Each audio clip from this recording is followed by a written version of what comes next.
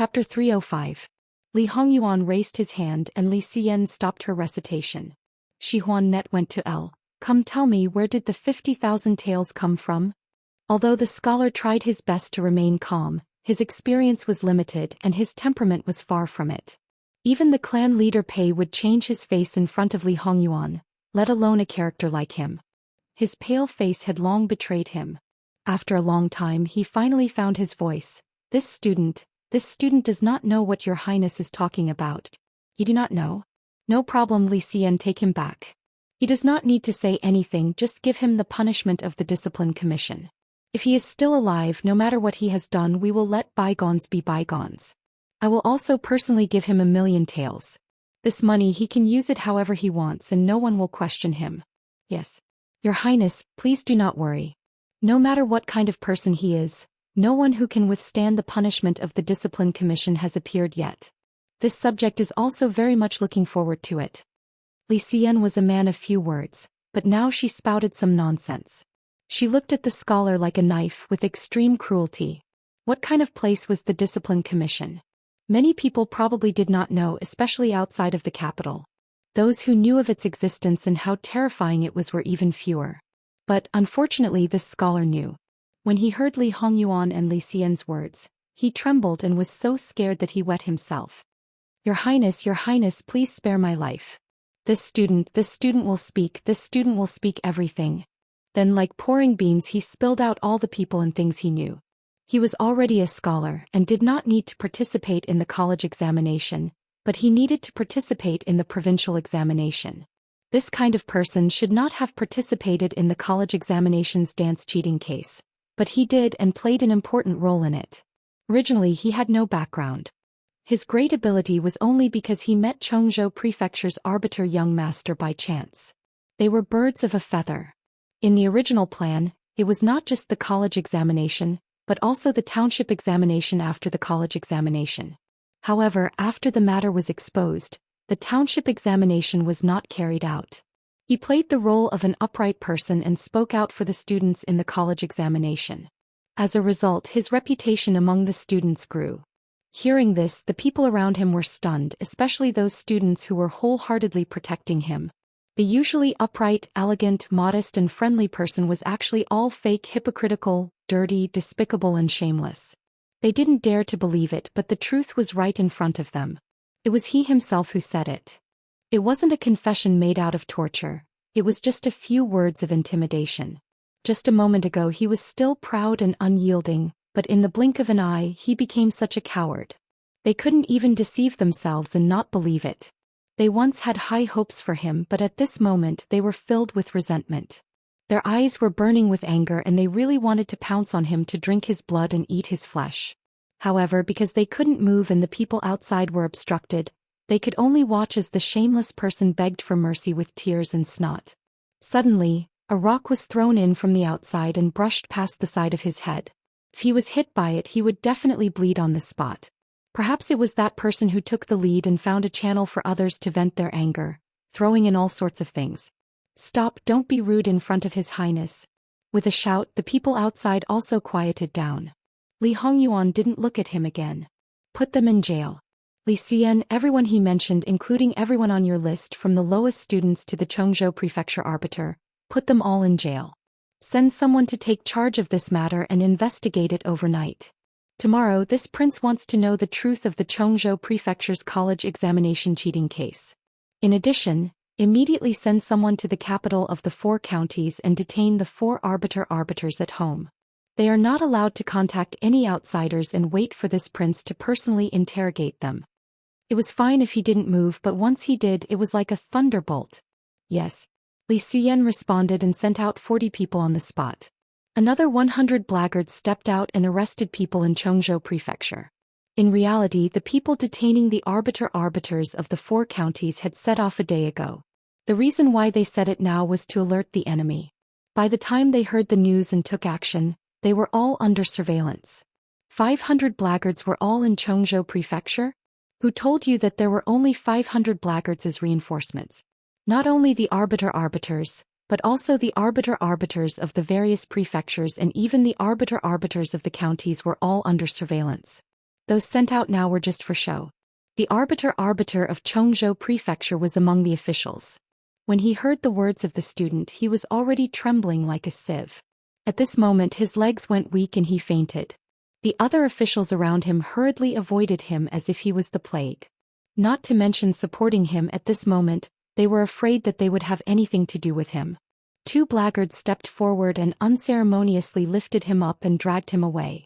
Even so, no one dared to say a word. As for the other relevant personnel present, they were all taken away. After dealing with this matter swiftly and decisively, Li Hongyuan looked at the group of people who were paralyzed on the ground. What do you all want to cause trouble today? In the eyes of these students, Li Hongyuan came down to go through the motions, and it could be said that they deeply detested him. However, that was in the past. At this very moment, this impression could be said to have taken a 180-degree turn. It was very clear that this Jin Qinhuang was not inactive, but had already acted in secret. He had grasped a lot of evidence and was only waiting to act. They were misled by others and did unwise things. Thinking of this, many people's expressions changed. It was only now that they reacted. They had been used by others, used by their anger and ignorance. Among them, another student who was probably more reputable struggled to stand up and bowed deeply towards Li Hongyuan to express his apology. Then he explained the whole story of the matter. Thinking about it again, the reason why they were so agitated was not because they had been incited again.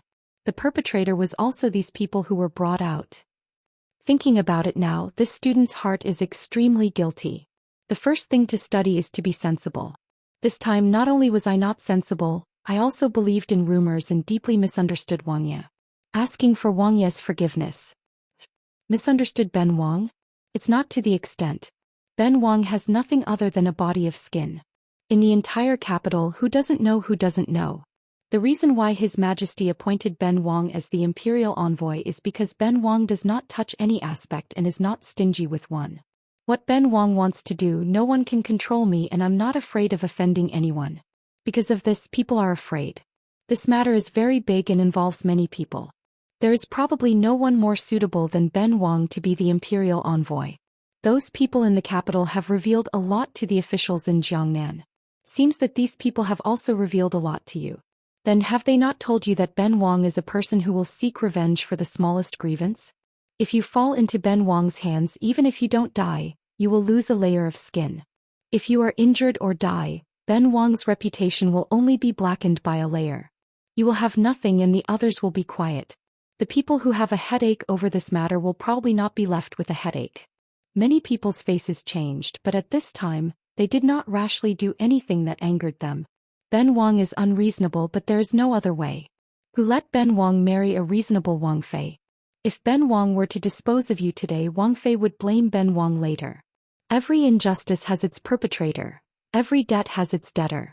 Today Ben Wang will let you all go. Li Hongyuan lightly said.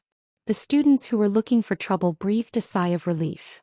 Facing a Wang Fei, no matter what his true temperament was, this pressure was also very big. And today, even if they were used, it was indeed their fault. Receiving punishment was also a matter of course. However, even if this Wang Fei really had no redeeming qualities, as long as he could keep watch and make the people below him obediently do things, it was good. There was no superior who would do everything personally. Many thanks to Wang Ye. They breathed a sigh of relief, but the accompanying officials stretched a sheet of skin. Every injustice has its perpetrator. Every debt has its debtor. They were the perpetrator. They were the perpetrator. The meaning of Jin Wang Fei's words could not be more obvious. It had only been 2 to 3 days, but they felt like they had lost 10 Jin. If they were to be picked on again, it was simply unimaginable. More importantly, they had the intention to use the students to scheme against Jin Qinhuang. From the looks of it now, it was clear that he was the one who beat them at their own game and schemed against them instead. No one died, the swiftest suppression and the capture of the thorn, none of these were not the most powerful proof. And the result was also obvious. Using the more prestigious students as an example, using the most incisive facts to tell them what the truth was, then following this, no matter who Jin Qinhuang wanted to capture, even if it was someone who was once revered, no one would stand up. Because there was no need for someone to guide them, they would also subconsciously think that the person they revered, perhaps was the same as the person they trusted, with 2 faces and 2 faces. As a result, Jin Wangfei's following actions would be much simpler. Choosing the location in front of the teacher's building was not a foolish decision, but a part of the plan. It was deliberately set up. It could not be more brilliant. Jin Wangfei had been in Kai Ming Fu for so long and had nothing to do. Did they really think that he was deliberately standing there as a target to attract everyone's attention? The other matters had already been carried out in secret. Otherwise, where did the evidence in his hands come from? It also made people have no choice but to suspect. Did he also have more evidence in his hands? The accompanying officials on the surface said that they were investigating and secretly said that they were helping. But in reality, what was going on? True and false, false and true. At this time, who could still trust? The person you trust could be said to be the person who would ruthlessly stab you in the back. No matter if it was one of your own people or not, as long as there was suspicion, all the huddles would fall apart. However, even if they knew the other party's intention, they still had to be led by the nose. This was not a conspiracy but a genuine open conspiracy. There was no way to break it. Including Governor Su, they were all caught in a predicament. After all, compared to other people, he had more shameful things. And towards Li Hongyuan, this person, it was very frightening. https://11/11807/6653578. Chapter 306. In the end, was all of this his arrangement, or was there an expert guiding him? No matter who it was, to some extent it was a threat. Sigh. Personally, Governor Su was more inclined to the former, but there was no evidence, no proof. Moreover, he was also in a predicament and did not dare to act rashly. After all, if it was really as he expected, the slightest movement would be detected by the other party. Then everything would be over. Therefore, he could only follow the other party and act according to the circumstances. Wang Ye, the gold and silver from the treasury has arrived. Li Hongyuan nodded indifferently. The craftsmen in charge of the casting did not dare to be negligent and stepped up their work. Although there were already people guessing that Jin Qinhuang did this for a purpose, but to have 2 big gold ingots in front of the teacher's building, no matter how they thought about it, it was still uncomfortable. Wang Ye, regarding your intentions, this student is really unable to speculate. Presumably it is not a useless move. This student boldly asks, is it possible to know the reason? What do you think this gold and silver is? Li Hongyuan did not answer and asked instead. And this undoubtedly led to a lot of conjectures in the brain. Many people revealed an expression of sudden realization. However, regardless of whether it was a real realization or not, regardless of what they thought that what they thought was the truth and did not object to this matter. On the contrary, they felt that Jin Qinhuang was wise. The officials looked at each other in dismay. They did not think that Jin Qinhuang's light words solved the root of the problem. This. Not to mention the students, even they could not help but think more. Of course, it was all basically a conspiracy. No matter what, they would not pursue the answer from Jin Qinhuang. His specious words seemed to indicate that some things could not be announced. Everyone was understanding people. How could they go and make things difficult for Jin Qinhuang? That was really too insensible. Li Hongyuan faintly hooked the corner of his mouth. If he could not handle such a small matter, wouldn't he, Li Hongyuan, have lived in vain? Ben Wang has already written to the imperial court. The imperial court will send people to take over these gold and silver as soon as possible. During this time you might as well help guard it together. That student was startled and immediately recovered. This student is duty-bound. With a bit of firmness of being entrusted with a heavy responsibility. After that, more and more gold and silver arrived, until all the silver in the treasury was gathered together. More and more people gathered around, and more than 99% of them had never seen so much money before. Boxes after boxes were filled with silver ingots and gold bricks. They unconsciously began to salivate, imagining how great it would be if all this money was theirs. However, seeing more and more officials, they could only dream about it. The number of people discussing this was definitely not a small number. However, most of the thoughts were that their Chongzhou government had quite a lot of money. However, according to Jin Qinhuang's intention, there seemed to be a problem with this money. Seeing the silver ingots and gold bricks being poured into the furnace one after another, the heat waves spreading in all directions made people sweat profusely. However, not many people left. Such a scene would probably only happen once in a lifetime. Your Highness, why don't you return first? Yu Zhongqing suggested. Li Hongyuan also had the same idea. It was so hot, who would want to stay here and suffer? He pulled on the reins and turned the horse around. With a squeeze of the horse's belly, the horse began to gallop. When the others saw the movement, respectfully sending off, Your Highness. With one person taking the lead, more and more people followed one after another. The black-clothed guards only left behind 10 people, the rest all followed Li Hongyuan and left. And in the outermost area, a green cloth horse was quietly parked by the side of the road. An ordinary coachman sat at the front. The curtains of the carriage were half drawn, and there was also a beaded curtain. Because of this, the people outside could not see what was going on inside, but the people inside could see everything that was going on outside. The horse galloped past. Speaking of which, the carriage was not considered eye-catching, but it was noticed by Li Hongyuan. A light glance without any emotion. And the person in the carriage could not stop her heart from palpitating. Her slender jade hands covered it, rising and falling along with the rise and fall of her chest. Her upright sitting posture could not stop leaning towards the window, watching Li Hongyuan's departing figure. This was the man she was going to marry. Although he was probably a concubine, but this kind of man did not seem to make people resist. Especially just now, when he sat high on the horse's back, seemingly mocking and ridiculing, easily resolving the situation. It was so dazzling. Miss Jean Qinhuang has already gone far, we? A person who was probably a servant girl asked softly. Sco. The woman's voice carried a natural gentleness, like a spring breeze that made people feel comfortable. Without needing to specifically instruct, the carriage slowly moved. The sound was clearly very soft. Under normal circumstances, the coachman outside would not be able to hear it. It could be seen that this coachman was not simple. It was just that the woman thought that all of this would pass quietly like this, that no one would know of her arrival.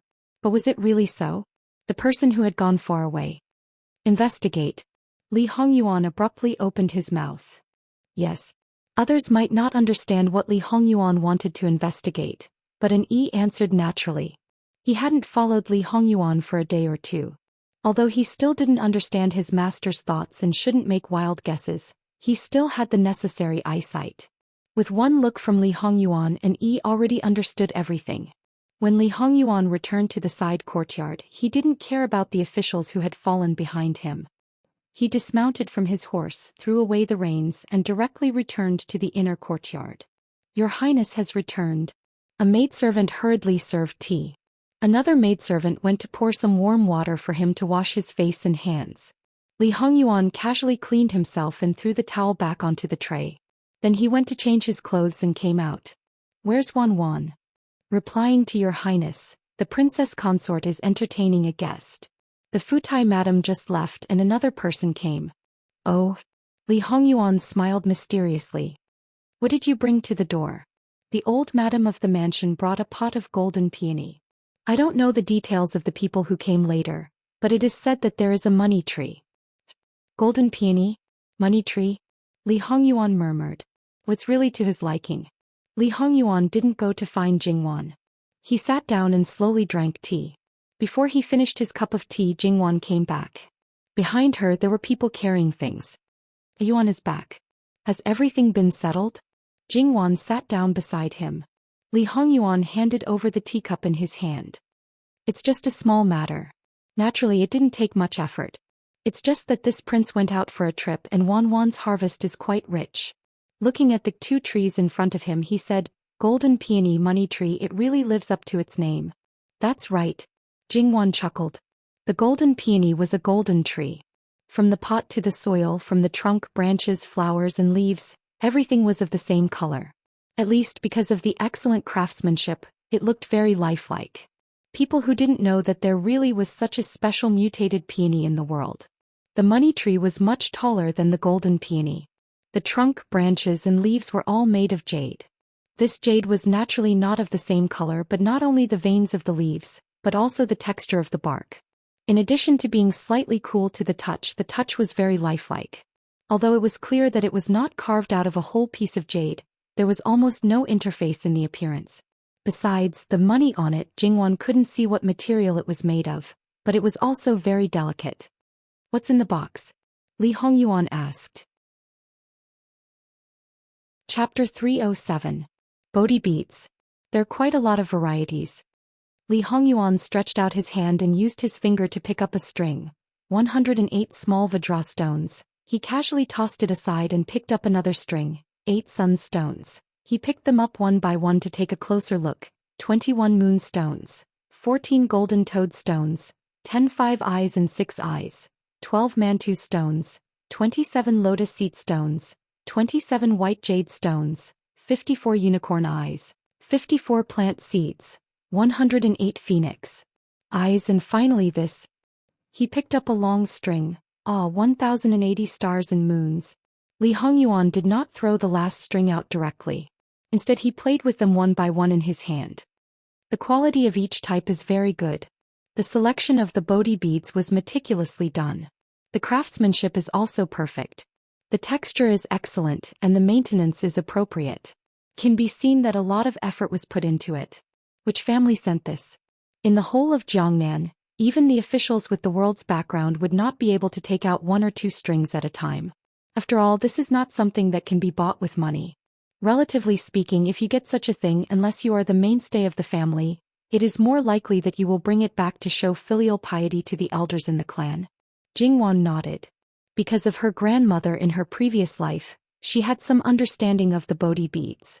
In her previous life, it was not particularly difficult to obtain all kinds of Bodhi beads, but it was different here. Although she did not know very clearly, these Bodhi beads were very widely distributed. This was indeed not something that could be bought with money. It was something that could be encountered but not sought. If you could get 1 or 2 strings, you would either keep it for yourself or give it away. It was quite difficult to deliberately collect so many, especially the finished products. In the hands of some very important people, don't talk about buying or begging. If they knew that you were spying on them, you would be directly kicked out. It was sent by someone. The specific person did not say who it was. Only a post was left. I took a look and there was no name on it. It should be the Bodhi beads that were collected directly, right? Li Hongyuan nodded. From this craftsmanship, it is almost certain that it was made by the same person. It should not have been made more than 3 years ago. Yuan is very familiar with the Bodhi beads. I only know about 3 or 4 types of Bodhi beads. I can't say that I know a lot. Li Hongyuan threw the prayer beads back. No matter who sent it, ask someone to take a look at it later. If there's no problem, one can keep it. Although in my opinion these things that were deliberately made to curry favor have long lost their original value and meaning. They're just a relatively rare plaything. Take them back and give them away. Wan hasn't touched it, has she? Jingwan was speechless. Isn't it too late to say this now? It's true that I haven't touched her before. You're the one who touched her, aren't you? As long as you didn't touch it. Li Hongyuan didn't care about himself at all. Wan, do you think the person who gave the prayer beads has some special meaning? What special meaning could there be? Not to mention Qiyuan, even in the previous dynasty the common people were more fond of Buddhist items. Buddhist beads, Buddhist statues and the like could not be more commonly seen. From high officials and nobles to commoners, how many people could see them? Could it be cursing you to become a monk and cursing me to become a nun? Yuan, aren't you too free? Li Hongyuan nodded. I'm quite free. It's not as busy as I expected. I have to deal with these useless people, but they all wash their necks clean and stick their necks under the knife. It's not challenging at all. His words were full of disdain. That's because you're not the one doing the work. Haven't you heard that the higher-ups run their mouths but the subordinates run their legs? You're so free. It's all because other people are busy. He was a classic example of taking advantage of others but still acting innocent. He really deserved a beating. If others heard this, they would curse him. Even if the higher-ups worked hard without me taking charge of the overall situation, it's useless even if those idiots ran their legs. Even if they're free, one can't take credit for me. Jingwan looked at a certain someone's smug and slightly aggrieved expression. She felt that this man was simply getting smaller and smaller. She really didn't know what to say. It's just that the matter is too big. We have to be careful. Don't overturn the boat in a small canal. Li Hongyuan sighed softly. With a wife like Wan who always keeps her reasons spurring me, it's hard to be complacent and careless. Don't flatter me. Jingwan had always been very clear about her own weight. This is the truth. Why doesn't Wan believe it? The living king of hell expressed his helplessness. It was still the same sentence. If it was just him, it didn't matter at all if something happened. Because she was here, he didn't allow any mistakes. Jingwan glanced at him and was too lazy to pay attention to him. She went into the inner room to change her clothes. Li Hongyuan clicked his tongue and looked at the things in front of him again. They were all expensive. This was just the beginning. His expression became indifferent. No matter who sends things in, don't let your princess touch it. I'll have Enjio follow them. Yes. Nanny Gong replied. She didn't promise anything. She would only do her best to protect her master. Occasionally, the maids didn't quite understand Li Hongyuan's words, but Nanny Gong could take it for granted. They didn't doubt anything.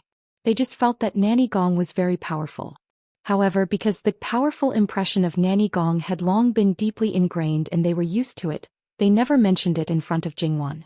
In this way, Jingwan repeatedly missed some opportunities to find out the truth. In fact, neither Li Hongyuan nor Nanny Gong deliberately hid it. Li Hongyuan raised his chin and Nanny Gong went out. She just said a few words at the door. Jingwan changed her clothes and came out. Enjio had already come over. He checked everything one by one and made sure there was no problem. Li Hongyuan nodded. In the future you don't have to go out for tasks. Just be a doctor in the mansion. In one sentence he decided Enjio's future. Yes. Enjio replied naturally. He also didn't feel sad or happy. In reality, for a shadow guard, which was a highly dangerous occupation, being a physician was naturally not dangerous. In fact, it was much more relaxed and carefree. For a young and strong shadow guard, it could be considered a great thing. After all, it wasn't because Rin Zhong didn't complete the mission or was labeled as a bad person. On the contrary, it was because it was Rin Zhong that it was like this. They all knew how much their master cared about the female master. It wasn't an exaggeration to say that it was more important than their own lives. If there was any danger, then their master would not hesitate to give the order to protect the female master. However, Enjio was used to following Li Hongyuan's orders. He wouldn't have any opinions or emotions. For Jingwan, the female master, he used to have some feelings in his heart, but now he didn't. He completely approved of her. He used to be a secret guard, number 9. He was good at medical skills and disguise. Wan, give him a new name. Li Hongyuan said casually. Things like naming were usually the master's business. However, at this time, no one would ask Li Hongyuan for any special intention at this moment. Jingwan sat beside Li Hongyuan. Number 9, so he'll be named after 9. Add a surname in front. What was his previous surname? Master, most of the secret guards have no roots. They don't know their origin or surname. It's the same for their gender. In this case, then in the future follow Nanny Gong's surname. He'll be called Gongjio. Although there was no sadness or joy when Jingwan said the last 2 words, and Jiu no Gongjio in the future still trembled slightly. From now on he would no longer only have a code name. He was a person who lived in the dark. He had a name and surname, which also meant that he had roots. Thank you, master. Jingwan just nodded and said no more. Li Hongyuan looked at her sideways. I thought you would let him be surnamed Luo. Everything goes too far. What's mine is Wan's. There's no need to distinguish so clearly. Everything goes too far. Jingwan gritted her teeth and repeated. Bastard, don't you understand human language? Hey. Wan has always been cautious. Anyway, it's not the first time. Jingwan was not sure that the blue veins on her forehead jumped. He knew what she meant, but he just had to twist it. Shut up. Li Hongyuan showed a very shocked expression. Isn't Wan always gentle and virtuous? How can she be so fierce? She's fierce to me. At the end of his words he felt wronged. Li Hongyuan, I told you to shut up. This time the blue veins on Jingwan's forehead really jumped. She really wanted to kick him. Jingwan's voice was not soft this time. Even the people outside heard it clearly. Their expressions were quite interesting. Speaking of which, Wang Fei's temper had always been very good. What did Wang Yi do this time to make Wang Fei so angry? But Wang Fei was the first person who dared to tell Wang Yi to shut up. As for the other people in the room, those who did not have much self-control covered their mouths. Their shoulders shook and it was very difficult for them to hold back their laughter. Li Hongyuan saw that his wife was really angry. He did not pretend anymore. His lips slightly hooked up and he waved his hand to let everyone leave. Naturally, no one dared to delay. They all bowed and quickly left. Li Hongyuan smiled faintly and pulled Jingwan into his arms. Jingwan glared at him, but the smile on his face did not disappear. Instead, it became more obvious. Why is my little sweetheart so attractive? Wanwan, don't you think so? Jingwan's face became even darker. But her little bit of strength compared to other women was much greater. In front of Li Hongyuan, it was like a mantis trying to stop a chariot. Attractive? Are you trying to tease me? She gritted her teeth and wanted to bite him to death. How could that be? This husband just saw that Wanwan was so serious and wanted to joke with you. You really are my sweetheart, my life. Jingwan cursed in her heart. This bastard, bastard, bastard. If you tried to reason with him, he would purposely twist and turn your words 180 times. If you tried to be tough with him, he would say sweet words as soon as he opened his mouth. If you were angry with him, he would stick to you like sticky candy. In the end, she was the only one who was depressed. It was not that she did not warn herself not to lower herself to his level, but every time it happened she could not control herself at all. Her self-control was getting worse and worse. Jingwan could not break free. She bit his neck mercilessly until her mouth was full of blood. Li Hongyuan did not even make a sound, let alone struggle. The corners of his mouth curled up and his eyes closed slightly. He looked like he was enjoying it. After Jingwan finished biting, she raised her head and deliberately licked the blood at the corner of her mouth. She wanted to show off to him. In the end, when she saw Li Hongyuan's expression, her heart skipped a beat. She failed to show off and even provoked a certain nerve of his. She knew that this man was mentally ill. Was this the reaction of a normal person? Wanwan, have you vented your anger? Do you want another 2 bites? His smile was so charming that it could turn people upside down. No need. I've already vented my anger. Really? Sure enough, Wanwan is the best. You've vented your anger so easily. He rubbed his thumb on Jingwan's lips and stained it with his own blood. He slowly withdrew his thumb and licked it. His eyes were unusually explicit. Although she knew it was very dangerous, Jingwan could not stop her heart from trembling. Help, she was not normal either. Wanwan knows what's going on with your husband, right? In fact, in comparison, I'd rather taste Wanwan's blood. It's so delicious. What happened next was indescribable. Sure enough, the final result was 100 times worse than expected. Once again, Jingwan's body went limp. She probably would not have the chance to turn things around in this lifetime. However, as long as the husband's heart did not change, so what if she lived like this for the rest of her life? Jingwan gently rubbed her face on his arm.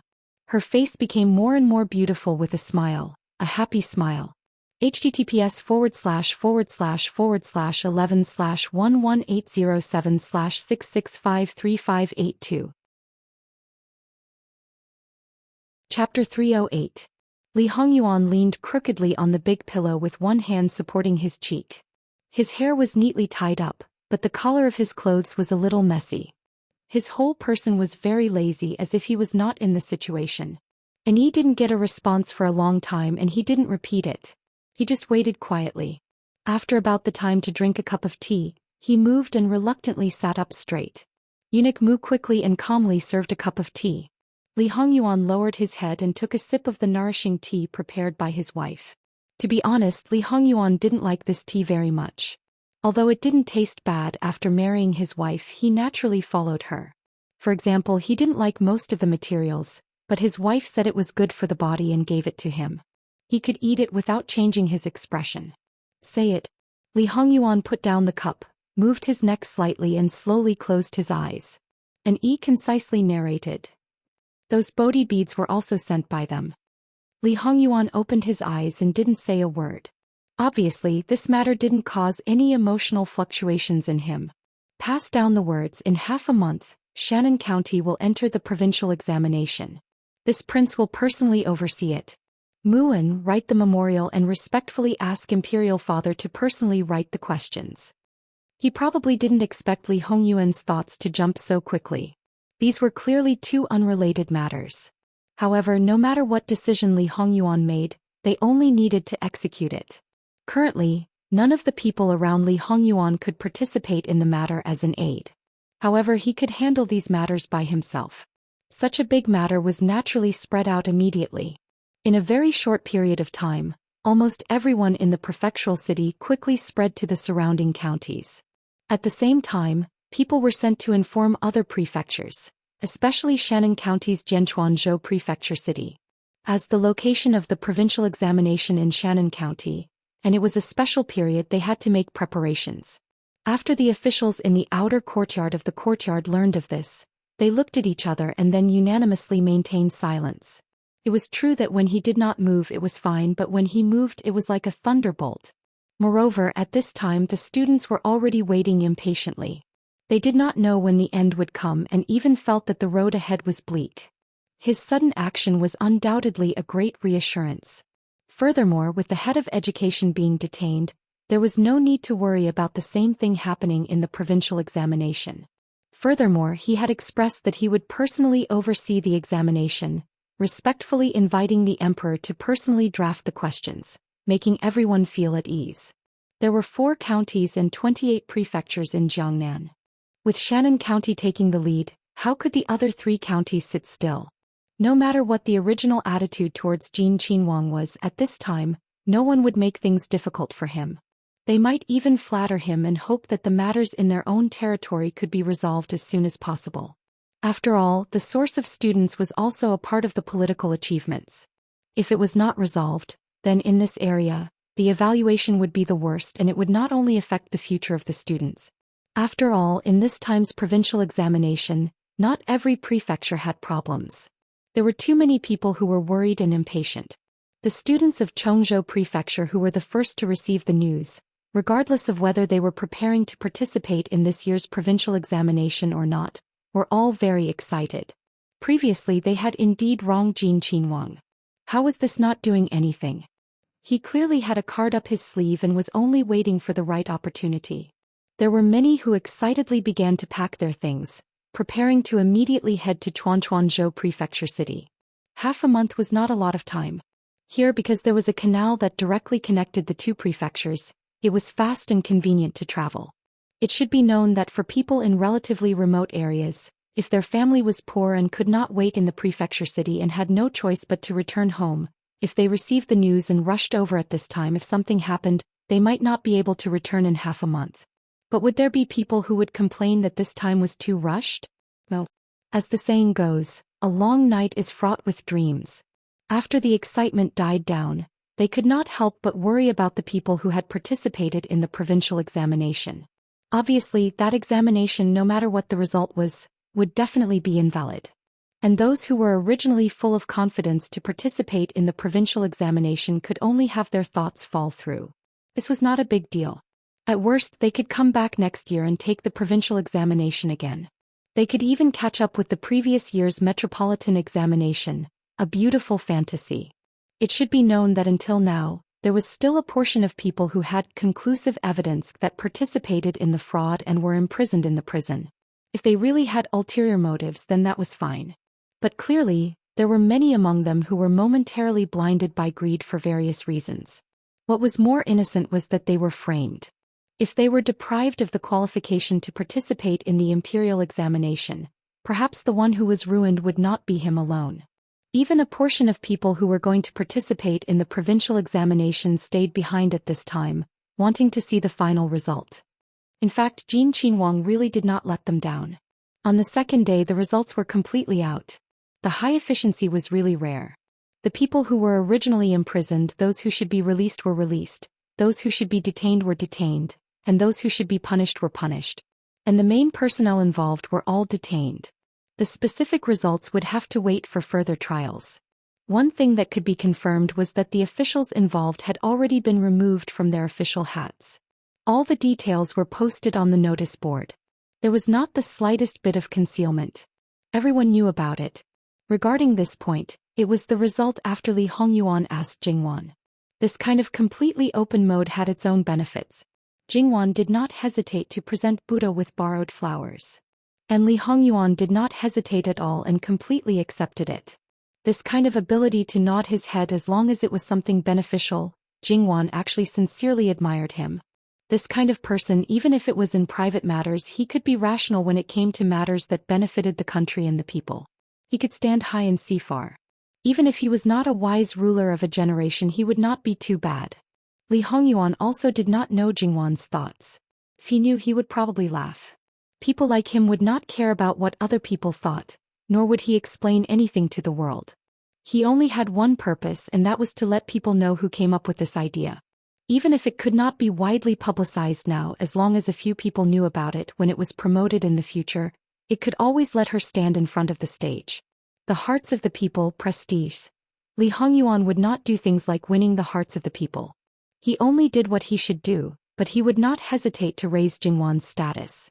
Even if doing this now might cause the emperor to be suspicious and think that he was using his wife's name to do something improper, he would not hesitate to do it. Those who were originally in despair in prison did not expect that not only would they be released in one piece, but their originally dead end would also be rekindled. This was because those who bought the exam questions were not permanently disqualified, but were banned from taking the exam for 3 years. 3 years was a waste of time for a small number of scholars because they had the ability to go all the way. Even if they knew the exam questions, they would not bother to buy it. Most people had studied for many years, so 3 years was just an extra 3 years for them. Did not affect them at all. Not to mention those who were unlucky and became the scapegoat. Not only did they not suffer any harm, they also received additional compensation. People like this were generally people with no background and were relatively poor. The compensation given to them was that their names would be recorded in the records. In the future, no matter where they were in the imperial examinations, their meals and lodging for a month would all be paid by the imperial court, no matter how long they took. Whether it was the former or the latter, in short, these people who originally felt that they were extremely unlucky all felt joy at the turn of events, especially the latter. They even felt that they were so lucky that they cried tears of joy for a moment. We are so grateful to our wise and mighty His Majesty that we shed tears of gratitude. Yes, the official statement was that this was the emperor's intention. This was also Jingwan's masterpiece. However, it was obvious that this matter would win the hearts of the people, so of course, it was safest to place the title on the emperor's head. Although Li Hongyuan did not really like it, he also knew that Jingwan was doing this completely for his sake. In the end, he could only nod his head. The college examination cheating case was considered to have officially come to an end in Chongzhou Prefecture. However, for this entire matter, this was only the beginning. At the same time, unbeknownst to everyone, Chongzhou Prefecture had also sent out a group of people to various counties and villages to pick up the examinees who had returned home. Jingwan's reason was very simple. After so many years of hard work, perhaps she had been waiting for this once. It was fine for the rich, as they could just wait another year if they missed it. However, for those whose entire family had tightened their belts to support a scholar, perhaps they would not be able to survive another year. Moreover, this time was so tight because of her husband. As a virtuous wife, she naturally had to help clean up the aftermath. Although her last words were teasing, Li Hongyuan enjoyed it very much. Regardless of whether it's subsidies or transportation, they can all be used within the scope of Qiyuan. It might seem like it costs a lot, but it's actually not. After all, most of the people are scholars and rich people. The specific details can be slowly considered. However, there is no rush. Can wait until later when you rise to the top. And this provincial examination, why is it not held in autumn? The normal time is in early May. However, it is already summer. The provincial examination has 3 rounds, 9 days and 7 nights. If the weather is cooler, it will definitely be more comfortable. Li Hongyuan had always known that Jingwan had a righteous heart. Towards the weak and the poor, she had the kindness of wishing the best for everyone. As long as she was given a chance, she would definitely work hard for it. This righteousness might have something to do with her background, or perhaps it was in her nature to have such feelings. Li Hongyuan might have scoffed at such feelings if it were someone else. However, when it came to Jingwan, it made him feel that his Wan was indeed the most special and wonderful person in the world. When we return to the capital, look for your grandfather. He is the minister of the Ministry of Appointments. The imperial examination is under the Ministry of Appointments. Naturally, he will be the one to worry about the relevant matters. If Wan has any thoughts, just give me a general idea. The rest will be left to the others to handle. They are not raised for nothing. Jingwan did not comment on Li Hongyuan's supreme thinking of working people. It is still early. Was it early? At most, it would only be 3 years. Li Hongyuan rested his head on Jingwan's thigh and slowly closed his eyes. In addition, the things that Li Hongyuan and the others had brought along were salvaged one after another. To be honest, all the people involved were shocked speechless. They carried a feeling of fear and trepidation. Every item was too precious, so much so that the people salvaging them were not only careful, they also did not dare to have the slightest bit of greedy thoughts. because any one of these items could cost the lives of their entire family. They had already been sternly warned before. When they were being transported to Chongzhou Prefecture, the various officials' wives came to take a look under the guise of helping. After all, they had already heard that Jin Qinhuang's family property was very rich. However, they did not know if they did not see. Once they saw, they were shocked. Not to mention other things, they were all women. The first thing that came to mind was naturally Jingwan's clothes. Just one look was enough to make them completely stunned. After that, their eyes turned red and their hearts were sour. They were all women, but why was the difference so big? A set of head ornaments, perhaps it was lower than all of their jewelry. After calming down a little, apprehension emerged in their hearts. So many good things, the little that their own family gave seemed to be completely insufficient. In this way, was it really useful? It was said that Jin Qinhuang's wealth could rival a country and was simply difficult to bribe. However, Jin Qinhuang Fei had indeed accepted their things and did not even refuse them. Perhaps it should still have some use. Moreover, even if Jin Qinhuang had it, it was not Jin Qinhuang Fei's private property. That's right. The eyes of the Furen lit up. After seeing the wealth of Jin Qinhuang Fu, it would definitely nurture Jin Qinhuang Fei's greedy heart. However, she certainly would not dare to easily use the things of Jin Qinhuang Fu. Moreover, Jin Qinhuang Fu had many women and many children. No matter how many things there were, it could be divided. However, if it was something that was grasped in the palm of her hand, then it would only belong to her and her children. Now, a great opportunity was placed in front of her. The things that Jin Qinhuang disdained, Jin Qinhuang Fei would take a fancy to. Jin Qinhuang could not be bribed, but Jin Qinhuang Fei could. And now, Jin Qinhuang Fei had a lot of influence on Jin Qinhuang Fei. The Furen who thought that they had seen through the crux of the matter, their thoughts turned like lightning and they already had a plan. After that, the things that Jingwan received in addition to some good things also appeared a large amount of gold and silver notes.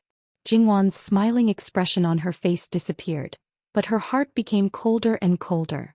Only 6th or 7th rank officials, they could give out tens of thousands of taels. All kinds of gold, silver, jewelry, antiques and paintings were also not few.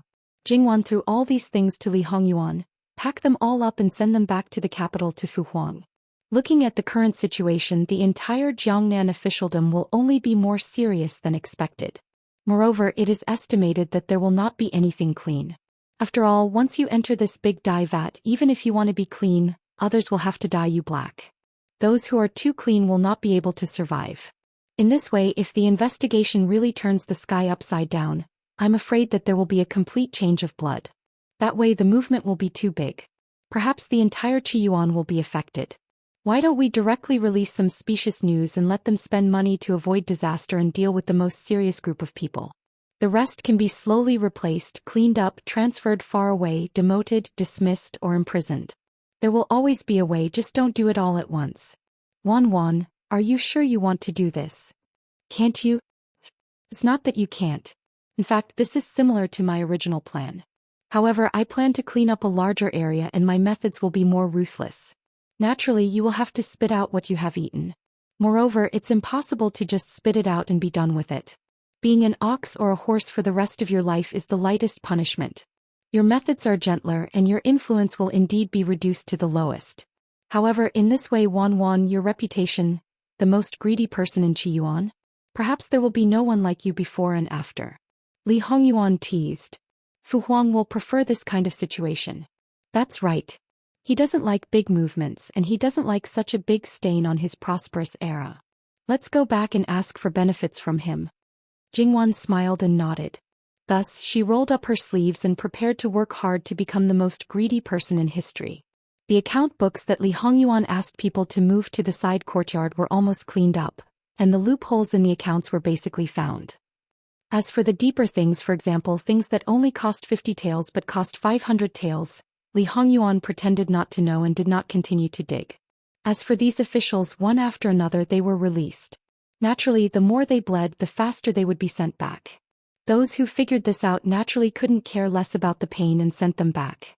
Although Jingwan asked for all of it to be sent to Qingdi, Li Hongyuan still asked people to selectively intercept some of it and did it quite naturally. At the same time, Qingdi also basically knew about Li Hongyuan's actions in Chongzhou Prefecture. His joy at his son's safety seemed to have faded by a lot. He was somewhat silent and basically did not say anything. There were some things that he was not too sure about until he received the memorials from Yu Zhongqing and Li Suyen. The former wrote in detail about Li Hongyuan's actions, while the latter talked about the mission that Li Hongyuan had sent. Finally he smiled and was relieved. However, he also regretted that such a capable son could not become the successor. He was happy. With a wave of his hand he drafted questions and gathered the officials to help. In order not to be a burden, they were all given food and accommodation in the palace. They could only return home after his son finished presiding over the examination. A group of capable and important officials were here to set questions for the provincial examination. He could only pinch his nose and accept it. https://11/11807/6653584. Biku Pavilion Mobile Reading Website, M. Chapter 309. Time was already tight enough, yet Emperor Qing also had a whim to do something. He disliked that one set of questions was too little, so he divided the officials into several groups. Under the circumstances where they were not allowed to reveal the questions, he made a total of 3 sets of questions. Then he prepared to let his son casually choose one to use. To put it nicely, he strived for fairness and strictness. The officials silently cursed that he was purely looking for trouble. It was just a county's provincial examination. Even if it was a metropolitan examination, there had never been such a big spectacle. Was there a need to? Moreover, at this juncture, there was really no one who would be interested in this question and take the huge risk to reveal it to the people below. People who really did this were not daring because of their skills, but purely because there was a hole in their mother's head, an idiot. Therefore, some people looked at Emperor Cheng's current actions as if they were looking at an idiot, and Emperor Qing still thought that he was wise. Because of this special period, it was understandable for Jin Qinhuang to play such a trick. But as the monarch of a country, you regarded the originally more important matters as the most important, so important that you neglected other matters and wasted too much manpower and time. The gains simply did not make up for the losses. Many old officials sighed in their hearts. Emperor Qing sent the blackguard commander to personally bring people to deliver the questions and rush to Chongzhou Prefecture in Jiangnan at the fastest speed. At the same time he brought back the 2 gold and silver ingots. When the blackguard commander arrived at Chongzhou Prefecture and delivered the questions to Li Hongyuan, it was only 2 days before the scheduled examination time, and it was already June. Li Hongyuan had only met this commander once when he was taking the test, and then he had left him with his direct subordinate Li Suyen. Speaking of which, as a commander, his presence was not as high as that of a commander. He even had to be respectful to his subordinates, which was enough. Fortunately, this person's mentality was relatively calm. He knew that he was only helping others to occupy a position and would sooner or later roll down. Thus, even if Emperor Qing did not assign him, the important matters of the blackguard were basically handed over to Li Suyen and became a hands-off shopkeeper. Li Suyen himself was very clear. He seriously completed the tasks that were given to him and did not overstep the boundaries of seniority. Then Li Suyen brought him up the peak to see the 2 gold and silver ingots in front of the teacher's building. He had the same expression as other people who saw that scene for the first time, very unpredictable. Jingwan also went to take a look at the 2 ingots. She simply couldn't bear to look at them. If it was anywhere else, the sense of dissonance would not be so strong, but that place was really... Although she knew that Jin Qinhuang had a special reason, Jingwan saw the old teacher shaking his head and sighing. Jingwan really wanted to tell them that there was a special reason for this. That bastard did it on purpose. The blackguard commander might have cared a lot about those test questions, but Li Hongyuan didn't take them seriously at all. He casually tore open the seal and flipped it open to take a look. Although Jingwan had never seen the official exam questions, she had seen a lot of excerpts. Thinking about the duration of the exam, she knew that there were definitely a lot of questions. In the first round, Sutra and Moi, in Jingwan's opinion, this sutra was a bit like the fill-in-the-blanks exams in her previous life. The questions were usually excerpts from a sutra and cover up a few words. The examinee had to fill in the missing words. As for Moi, it was a question and answer about the sutra. The number of questions was so rich that it made Jingwan tremble a bit when she saw it. In the second round there was a poem with 5 characters and 8 rhymes for sutra poems, and a selection of 3 books from several important books. There was also an imperial edict, a judgment, a statement and a warning. These were generally limited by the number of words. The minimum number of words would not be less than 200. That was written in Chinese and not in the vernacular. 200 to 300 words. If translated, it might be more than 1,000. The third round was a policy discussion. Combining the theory of sutra, one would express their opinions on the current political affairs of the time. This wasn't like the palace examination where one question could be solved. There were 5 questions. And in Qiyuan, the results of the third round were quite important. Of course, as time passed, it had decreased compared to the beginning of the country. Jingwan also didn't avoid it and looked. Staying in the exam room for so many days in this kind of weather is really torturous. Is Wan being generous again and preparing to use her own money to get them some ice or something? Jingwan raised her eyebrows. That's a good idea. However, perhaps she doesn't need to use her own money. Let the high officials and noble people of Sichuan Zhoufu contribute to support the country in selecting talents. It's only a little ice, isn't it? Li Hongyuan chuckled. In the eyes of some people, Wan is probably the number 1 black-hearted person. After this trip to Jiangnan, your reputation is probably even greater than this prince's. I'm helping Wang Ye attract hatred so that you can do things more conveniently. However, my reputation is definitely not as great as yours. No matter how many things I receive, no matter how much those people who give me things curse in their hearts, they will keep quiet on the surface. To the common people, I'm still that high and mighty Jin Wangfei. Li Hongyuan nodded with a smile in his eyes. As for the meaning, there's no need to delve into it. Then Jingwan thought of an important issue. As far as she knew, generally speaking, 2 days before the exam, the examiners would enter the imperial examination. First, a banquet would be held and all the inner and outer curtains officials would attend. After the banquet, the inner curtains officials would enter the inner curtains of the rear hall. The examiners would close the door and the inner and outer curtains officials would not interact with each other. Other than marking the exam papers, the inner curtains officials couldn't talk about other matters. However, now, not to mention whether Jin Wangye was the main examiner or not, he was still very far away from the exam site. These questions should have been copied by each examinee, but now there were only 3 original questions. It should be known that in the whole of Jiangnan, there were more than 20,000 examinees every year. On average, there were more than 5,000 examinees per fu. With each person having a set of questions, the workload was definitely not small. Even if they set off now, they would only reach Sichuan Zhoufu tomorrow. Was it certain that the exam questions would be delivered to the examinees the day after tomorrow? Jingwan raised her doubts. Yuan, this time you seem to be very unreliable. She ridiculed. At this time, the examiners of Sichuan Zhoufu, one by one, were probably like ants on a hot pan, anxiously running around in circles. Li Hongyuan disagreed and was not the least bit anxious. Just adjust the order of the exam and it will be over. Just put the first round at the end. How simple. Jingwan opened her mouth and was speechless. According to what he said, indeed, the content that needed to be copied the most should be put at the end. In the first few days of the exam, there was no need to worry about not being able to produce the exam papers. As for whether it was in accordance with the rules or not. The living king of hell was born to break the rules, or it could be said that the living king of hell was not in accordance with the rules. The commander of the blackguard breathed a sigh of relief. The things that were originally packed to become an emperor had not been sent away yet. Now they were all given to him. Then Li Hongyuan and the others flung their sleeves and boarded the ship to leave for Sichuan Zhoufu. When Li Xian came to say goodbye to this superior, he only knew about it. Could be said that he was dumbfounded.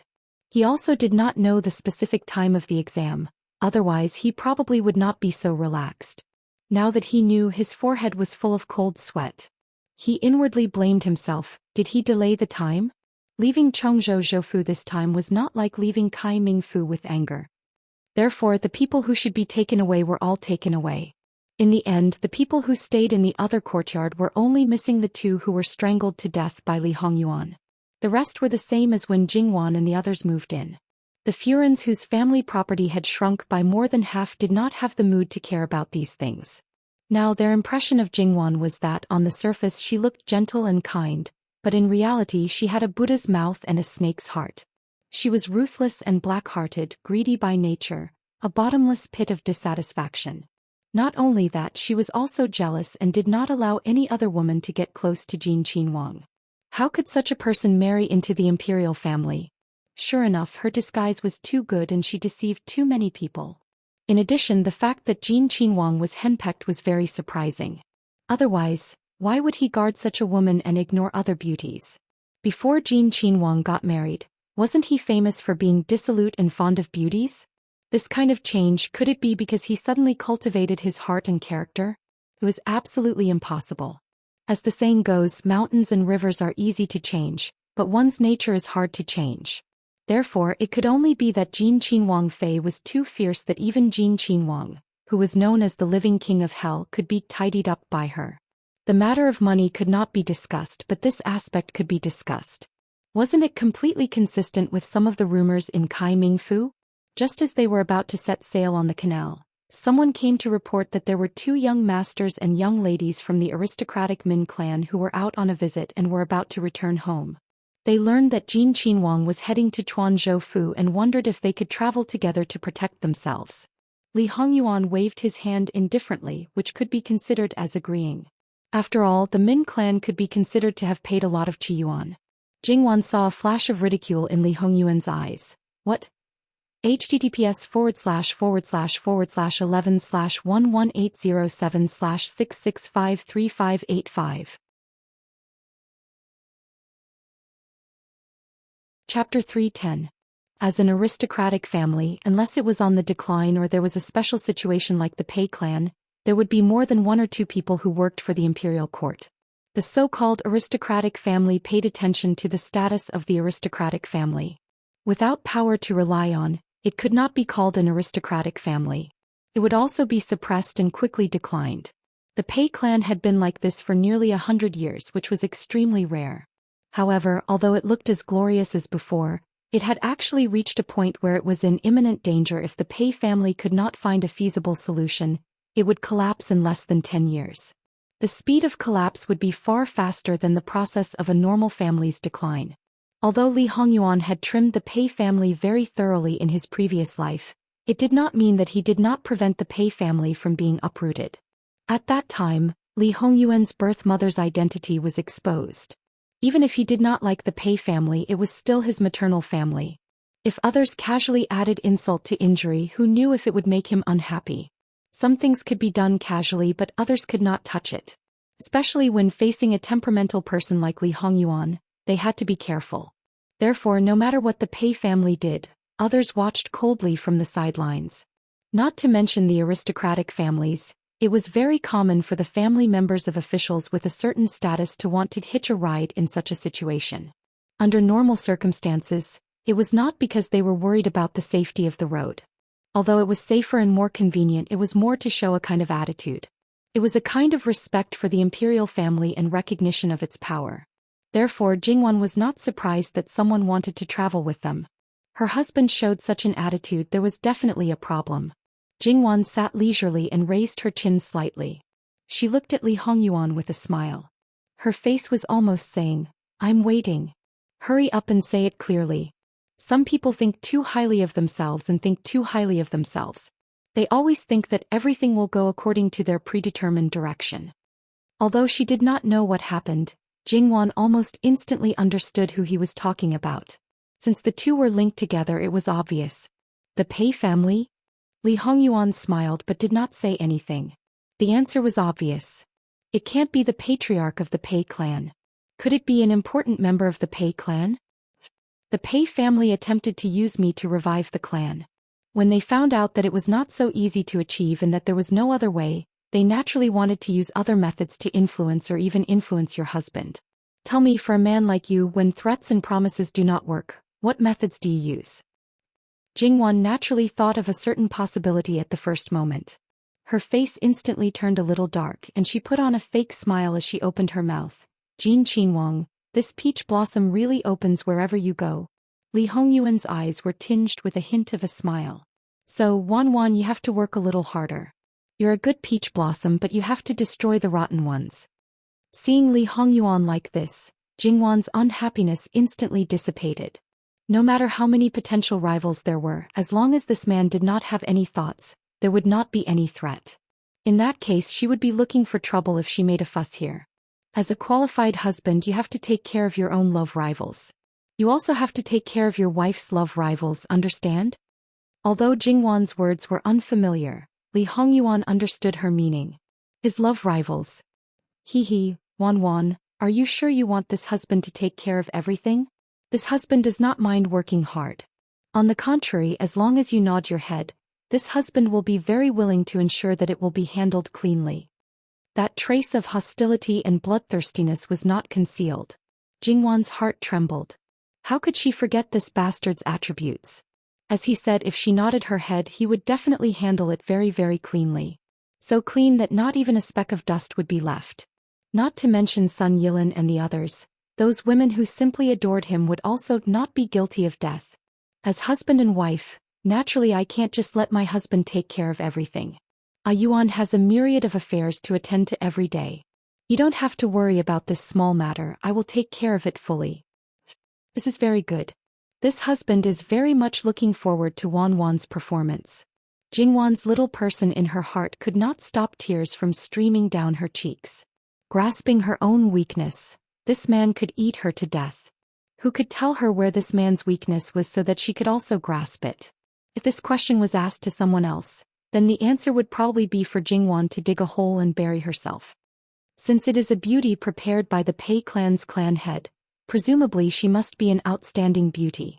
In addition, I'm afraid that she is both talented and beautiful. He had seen Yuan's deep affection and righteousness at the water stronghold.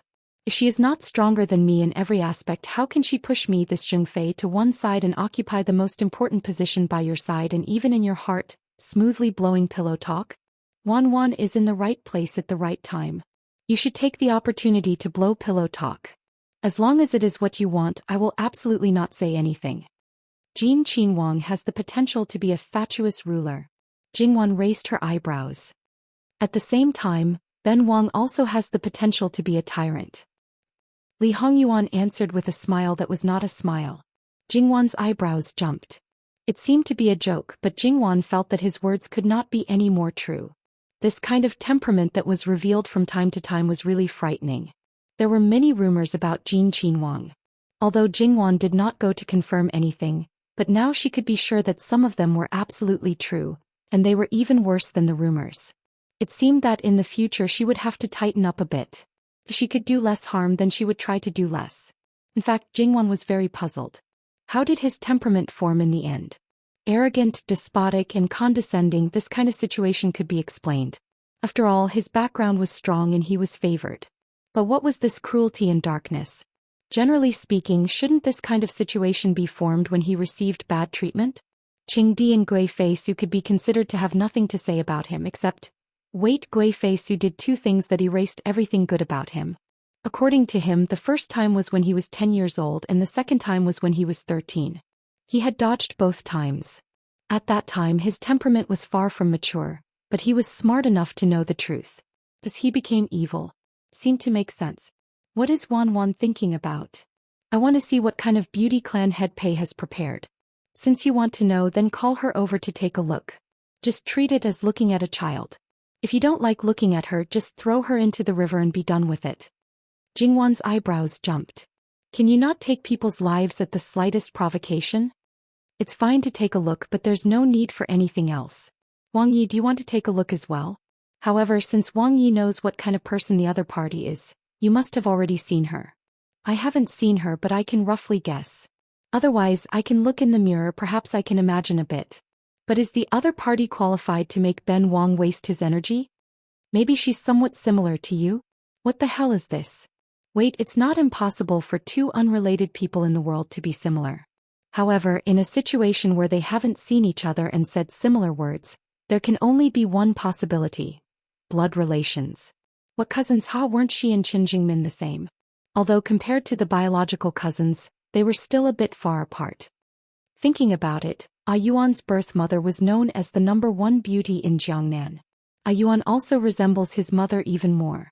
To have such a talented and easy to control beauty, who can compare to the Pei family, especially the direct descendants? Moreover, when the women of the aristocratic families are raised, I'm afraid they have already been brainwashed to contribute everything to the family. Jingwan said sarcastically. It's said that the Pei family's legitimate daughter doesn't want to be a concubine. Is he slapping his own mouth after breaking the rule of not being involved with the Li family's royal family? Or is it that the Pei family's clan head actually wants his granddaughter to replace me? Replace you? That old thing might have such thoughts. However, he also has to consider your grandfather's situation. So he didn't consider that I would be an obstacle? He didn't consider whether you would agree? Wan, I know that kind of person better than you. They never consider how women are. So this cousin is even more important to meet. Even if you can't understand more, just looking at a beauty is also pleasing to the eye. Cousin? Who told you that she's a cousin? She's a niece, the eldest legitimate granddaughter of the Pei family's clan head, the great-granddaughter of that old thing, and the first child of the fourth generation of their clan head. Li Hongyuan gave Jingwan a look that said she was still a bit naive. https://11/11807/6653587. Chapter 311. Jingwan's face turned cold. Although in the emperor's harem, there was no lack of situations where aunts and nephews coexisted, and that place did not care about seniority as the number one noble family, it was disgusting for them to do such a thing. Moreover, Li Hongyuan was not the emperor yet. To put it nicely, he was the grandfather. To put it bluntly, they were not related at all. Could it be that they were not related in name so they could be so unscrupulous? To be able to give his own great-granddaughter to his grandson as a concubine, it was simply disregarding human relations. How could ordinary people be so shameless? Although the current noble families were not as good as the previous era when they could share the country with the emperor, they still cared about family status and face. They were also reserved and proud. For example, the current Jiang and Xie families were like this. Although they did not still adhere to the concept of marriage only with noble families of the same level, but among the 4 dukes and 9 marquises who founded the country, if any of them were born bumpkins, even if they were dukes or marquises, if they wanted to marry a concubine's daughter, they would be opposed by many clansmen. Even if there was no one in the branch for 3 generations, even if there was a problem with the girl herself, it was still not allowed. This was the concept of family status among the top noble families. In fact, in their bones they didn't even take the Li royal family seriously. It was only because the other party was the emperor that they relaxed a little when it came to the marriage of a daughter. Even so, they couldn't do something like the marriage of an aunt and a niece. If the emperor wanted to rob them, he had to think twice. But looking at the daughters-in-law of the royal family, there were very few noble daughters. This was the true reflection of this point. The daughter of the main family becoming a concubine? Messing up human relations? Sending herself to the door? If the other rich clans knew about this, they would probably completely reject the Pei clan's connections. Did the head of the Pei family know what he was doing? Or was it that he was certain that Li Hongyuan would rise to power? Was he certain that the Pei family would be the biggest winner in the end? As long as he won, he could ignore all mistakes. As long as he held power, not only would people not criticize him, but they would also curry favor with him. This kind of person was completely unscrupulous in order to achieve his goals. Jingwan was 100% sure that even if he didn't have any plans to remove her from the position of Li Hongyuan's official wife, he would definitely find a way to remove her in the future. Most likely, he wouldn't wait until after Li Hongyuan ascended the throne. It would be in the best interest of the Pei family to become the empress of Li Hongyuan. Only then could the Pei family restore the reputation of the Pei family. As for what method he would use, it was nothing more than to ruin her reputation and then do his best to raise the reputation of the Pei family's daughter. Jingwan sneered. No matter how good one's wishful thinking was, it still depended on whether the other party was willing or not. She was bound to make him fall before he could even take the first step. The most confident and calm part was probably the first step. Li Hongyuan saw the gloomy expression on Jingwan's face and smiled. The emperor's heart was comforted. This wife finally had some self-awareness. Was it easy for him to reach this step? In the Pei family's main family, is there not a single girl of marriageable age who is of the same generation as you? Or is there no daughter of the first wife? Otherwise, why would they arrange a marriage between the younger generation? It had always been the cousins that were the talk of the town. He had never heard of an uncle or a niece becoming a good couple. The current head of the Pei family has 2 wives who are sisters of the first wife. They have a very close relationship and gave birth to 5 sons and 3 daughters of the first wife. In terms of the relationship between mother and daughter, it's as if they were born from the same mother. The imperial noble consort is the youngest of the 6. Of the 5 sons of the first wife, the eldest son of the first wife remarried twice, the third and fourth son of the first wife remarried once, and the number of children born of the first wife exceeded 20. There are also 3 unmarried girls. One of them is a pair of twin sisters who are 15 years old, and the other is even younger. As for those born of concubines, there are more than a dozen of them in the previous generation who have grown up. Carefully counting the people of the same generation as me, the ones born of the first wife, the ones born of concubines, the ones born of concubines, the ones born of concubines, the ones born of concubines, the ones born of concubines, the ones born of concubines, the ones born of concubines, the ones born of concubines, the ones born of concubines, the ones born of concubines, the ones born of concubines, the ones born of concubines, the ones born of concubines, the ones born of concubines, and the ones born of concubines. The total is about 156. Jingwan's mouth couldn't help but twitch. The men of the Pei family's main family were really studs, and those wives and concubines also seemed to be able to give birth. Are there so many surviving children in aristocratic families? Didn't they say that the harem of an aristocratic family was like the harem of an emperor? If one could have more than 10 sons, they would be considered outstanding even in the emperor. This Pei family's main family, just based on the number of children they had, one would think that they were a harmonious family. That old thing had a total of 5 brothers and only one could compete with him for the position of the family head. When he took the position, he only had a younger brother who was 20 years younger than him, and he was born a little mentally retarded. Li Hongyuan purposely emphasized the word born. After he took power, the families of his brothers were separated. At that time, grandchildren were already born, and every family that was separated, old and young, did not have more than 2 people. Jingwan sucked in a breath of cold air.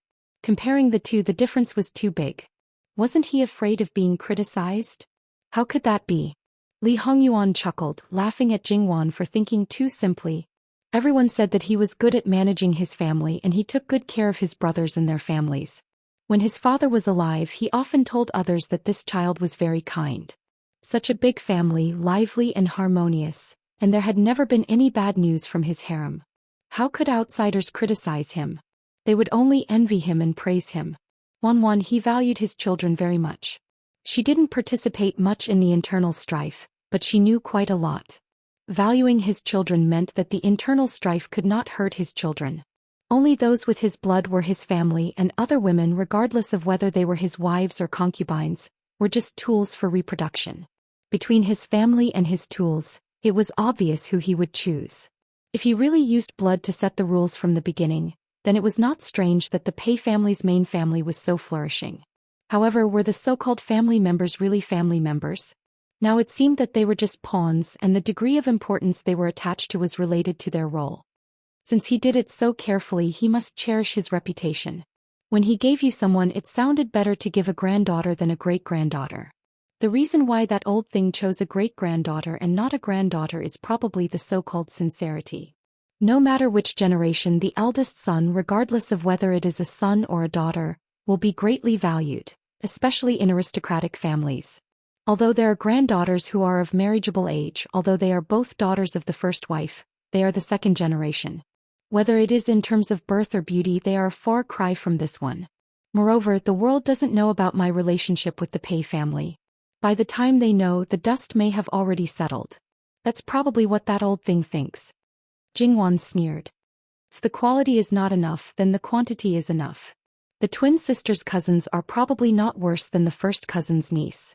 He really thought that she was a soft persimmon. If she didn't properly return the favor, she would not be able to live up to her current reputation. What does Wanwan want to do? Li Hongyuan asked with a smile. Ah Yuan, you don't understand? Yes, I don't understand.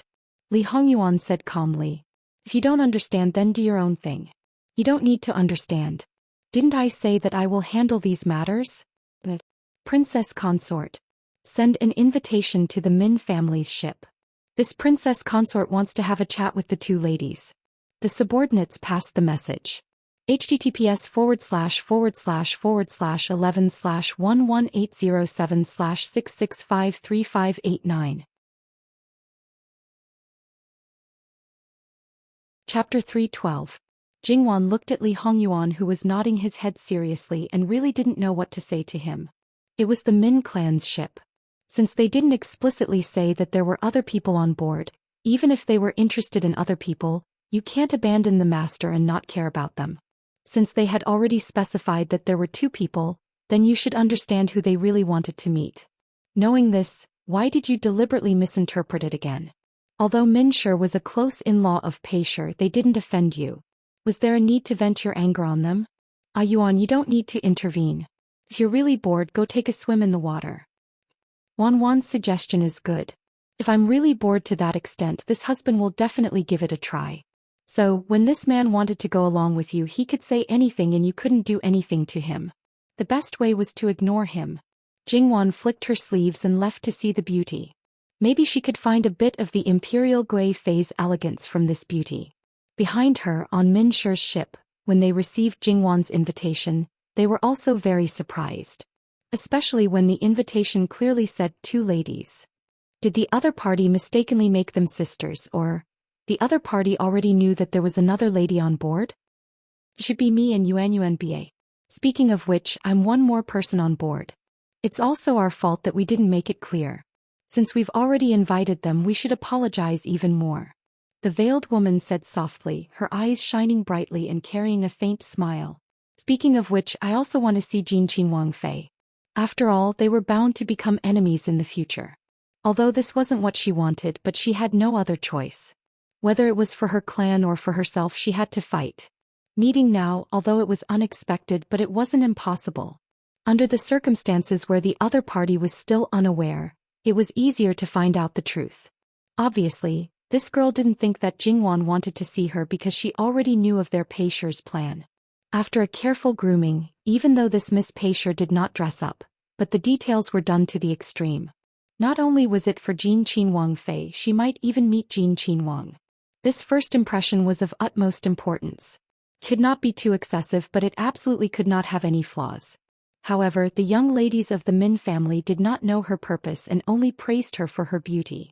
They had never seen a more beautiful young lady than her. Miss Pei only smiled and didn't say anything else. After that, the 2 of them each brought 2 maidservants and a nanny and boarded Jingwan's ship. There were already servants waiting by the side, leading them to the cabin on the 3rd floor. Because of her ulterior motives, Miss Peishur naturally saw more and more carefully. Surprise flashed through her heart. How to say it, as mentioned before, aristocratic families had their pride and heritage. Even if they already knew where their marriage would end up, but in their bones they still looked down on the imperial family. Looking down on their taste, looking down on their heritage, looking down on their rules. Even though they didn't realize this point because they deliberately ignored it, but it was revealed in their every word and action. However, because of this, when they saw that everything around them was beyond their expectations, they felt surprised. Going up to the 3rd floor, not to mention other things, when they saw the carpet on the floor, it was somewhat difficult to walk. Of course, as a young lady of an aristocratic family, they didn't do such a petty action. No matter what they thought in their hearts, they maintained a calm appearance. This was something that had integrated into their bones and blood and would not be easily affected. Gong Mama was waiting outside the guest room. When she saw the 2 young ladies, she greeted them in a neither servile nor overbearing manner. The 2 instinctively returned the greeting. In that instant, they thought of her as a capable nanny by the side of an elder in their family. She was an existence that they had to show some respect to. When she realized what she had done, although Miss Min was a bit surprised, she didn't care too much. After all, she was a nanny by the side of an imperial concubine. This bit of respect was only natural. Miss Peishur didn't think so in her heart. Along the way she had seen more than 1 or 2 unexpected things. Therefore what she originally thought would not be achieved so easily. Gong Mama glanced at Miss Pei. Because she was from the same family as the imperial noble consort, and because she had evil intentions, she couldn't help but pay more attention to her. Naturally, she compared her to the imperial noble consort. Although her face was covered because it was a thin veil, it didn't have much of an effect. However, Gong Mama paid more attention to a person's temperament and bearing. It was said that this was the most beautiful young lady of the Pei family. In Jiangnan, because she always covered her face when she went out, the title of the most beautiful young lady didn't spread. However, her talent was quite famous. When other people saw Miss Pei for the first time, at least 9 out of 10 people would praise her. Even those who were jealous couldn't deny her. But Gong Mama didn't think so. With the imperial noble consort in front of her, the imperial noble consort also had a first-class temperament. This young lady was far inferior. Of course, this might be the result of Gong Mama's selfishness, but it was a fact that she couldn't compare. Don't blame Gong Mama for showing off her power at the door. Don't forget who she learned the rules from. The things of aristocratic families were really not difficult for her, although she didn't know it when she learned it. In addition, she wasn't an ordinary woman of the inner residence. She hadn't shown her power yet. Otherwise, few of these young ladies could stand still. After entering the door, they greeted her in a well-behaved manner, but obviously there wasn't much respect. Jingwan smiled non-committally. She waved her hand casually and excused the formalities. Sit down. Jingwan didn't avoid looking at them. Their eyes fell on Jingwan. Although they weren't so direct, they didn't hide it. Chapter 313. Before Jingwan could say anything, Mama Gong spoke first. There are no men here, so why is Miss Pei wearing a veil? Are you looking down on our princess consort and feel that princess consort doesn't like your honor? Or are you afraid of frightening our princess consort if you're ugly? If it's the latter, then it's fine. But if it's the former, is this the upbringing and etiquette of a noble family's young lady? These words were not polite at all. Jingwan was a bit speechless. Her mama's temper seemed to be a bit big. But she didn't say anything wrong. Of course, her own people couldn't undermine her. It was impossible for the other side's people to remain indifferent, especially the people who served Miss Pei. Their eyes were almost spitting fire. In the end, they remembered their status and didn't immediately talk back. Something carved into their bones didn't allow them to do anything rude. This was their pride as servants of noble families. That's right, they were all servants. They looked down on people of the same status outside of noble families. In Jiangnan, they had always looked down their noses at the servants in the official's residence. So what if she was a Qin Wang Fei? How could the people around her follow rules and etiquette? Their faces didn't show it, but their eyes showed disdain and disapproval. Were the maids by Jingwan's side that bad? Of course not. It was just that compared to these people who had learned rules from a young age and integrated all kinds of rules into their daily habits, rules and etiquette to them were not rules and etiquette. They were just ordinary meals. Naturally, they were lacking. But Jingwan didn't care at all. They were carved from the same mold. What was there to care about? Even if the people around her could be trained like this, she didn't want them. Princess Consort, please allow me to report. Our miss is not looking down on Princess Consort. It's just that when she goes out, it's all like this.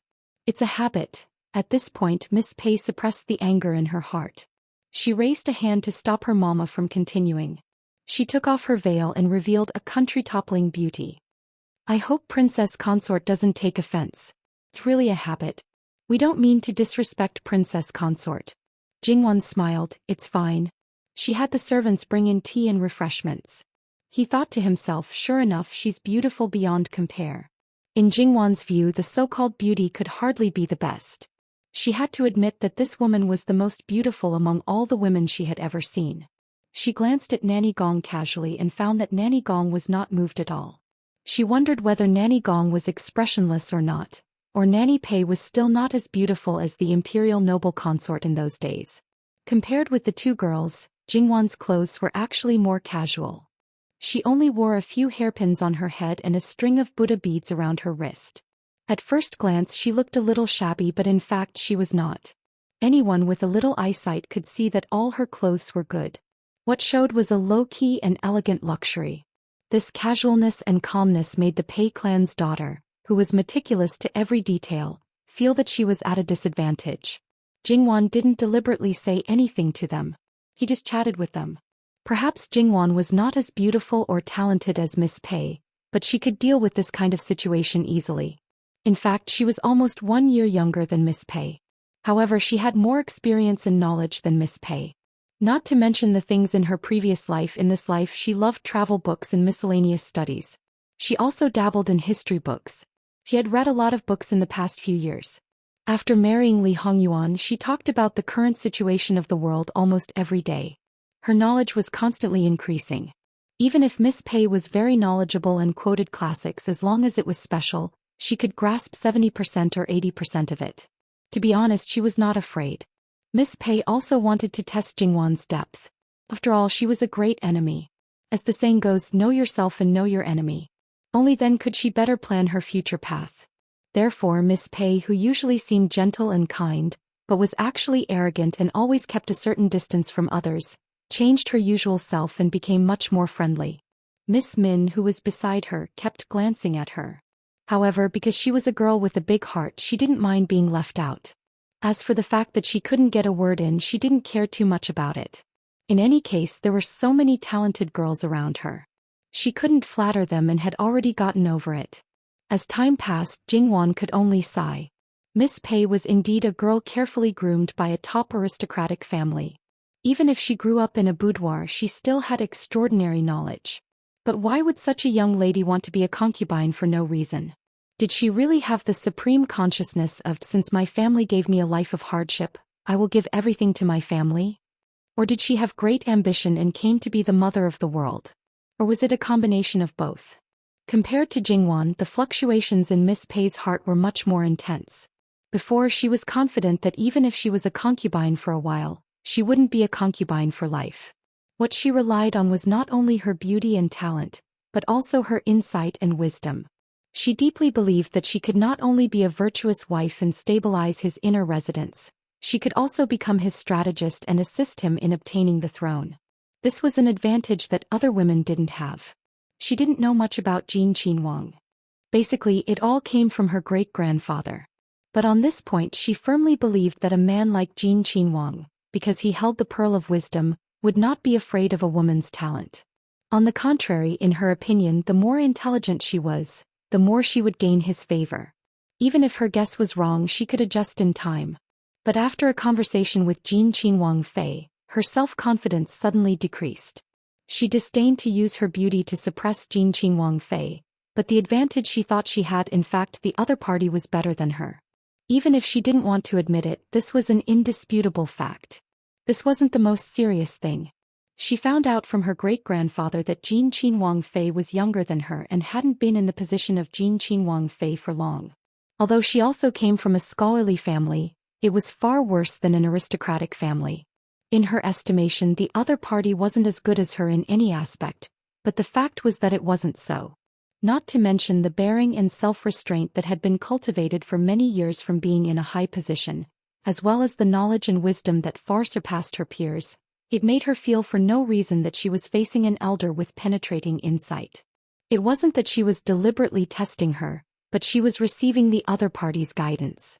This feeling was really terrible. Miss Pei received a blow that wasn't light, and for a time, she had doubts about herself. She doubted whether it was right for her to continue on like this. Could she really be like what her great-grandfather said, to stand at the highest position and become the support of the clan? However, this mentality didn't last long. Even though she received a blow, but this meeting in advance still had more advantages than disadvantages. At least it let her sober up a bit and let her know that her opponent wasn't easy to deal with. Her previous disregard and even contempt was because she thought too highly of herself. Her face was gentle, but her bones were cold. She indeed looked down on a lot of people, but it wasn't that she didn't know her own limits. She couldn't use the area that she thought she had the most advantage in the beginning, but she had another weapon, beauty.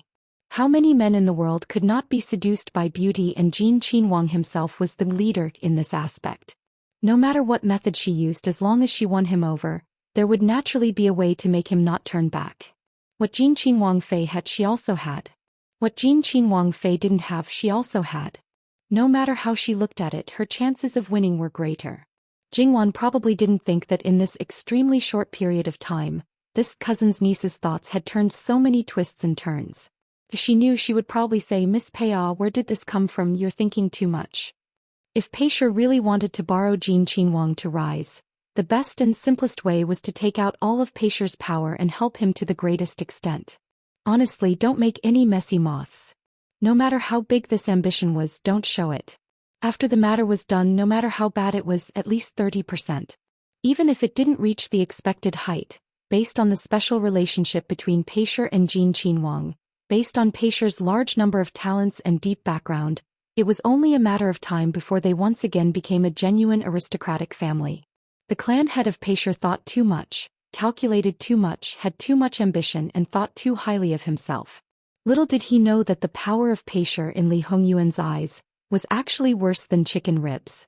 Moreover, he was the kind of person who had a strong desire for control.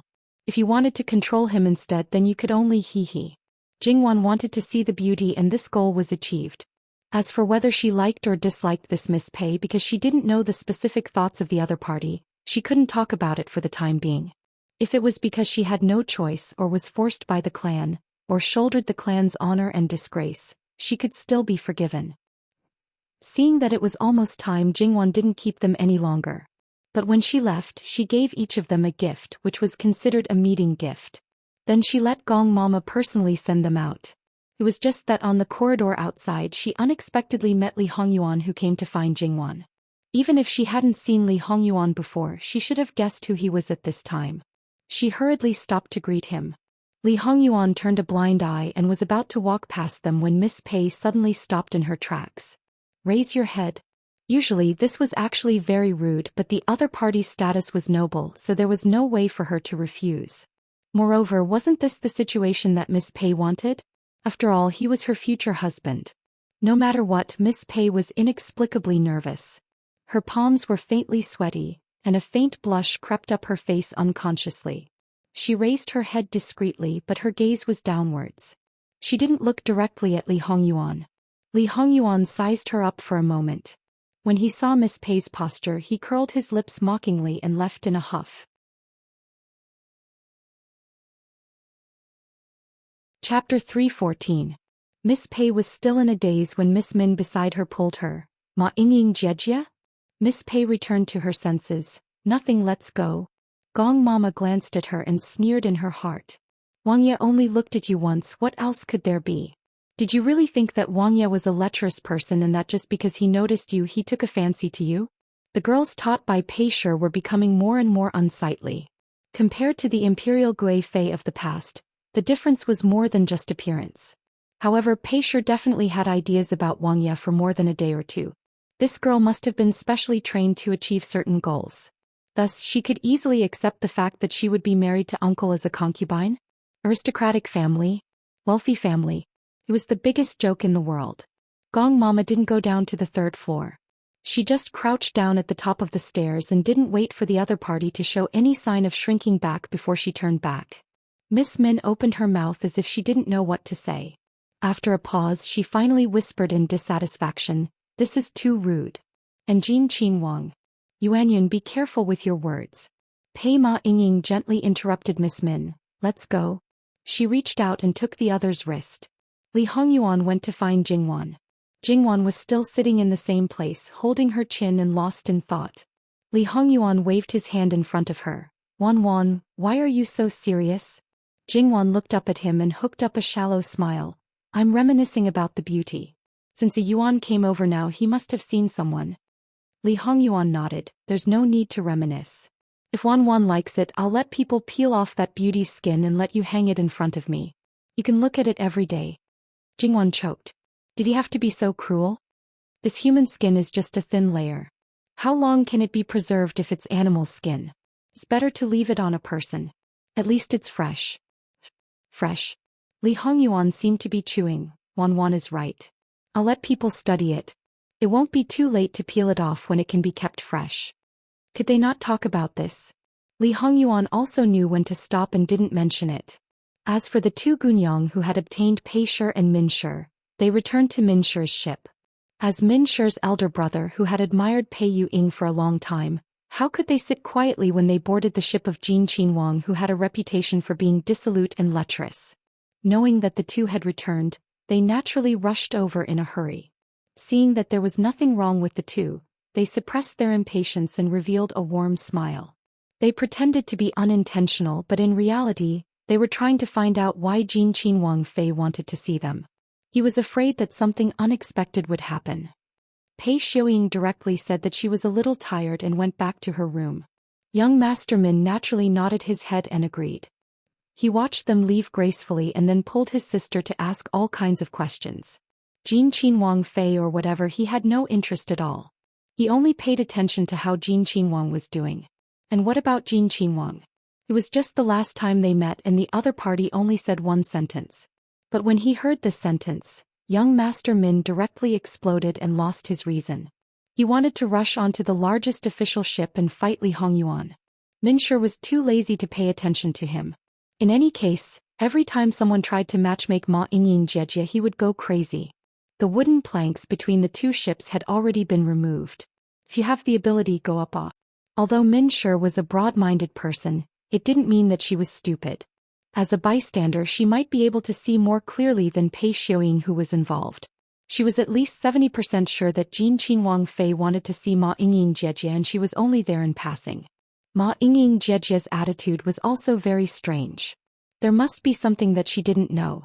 However, no matter what the secret was, she wasn't interested in exploring it. She just looked at her elder brother with pity.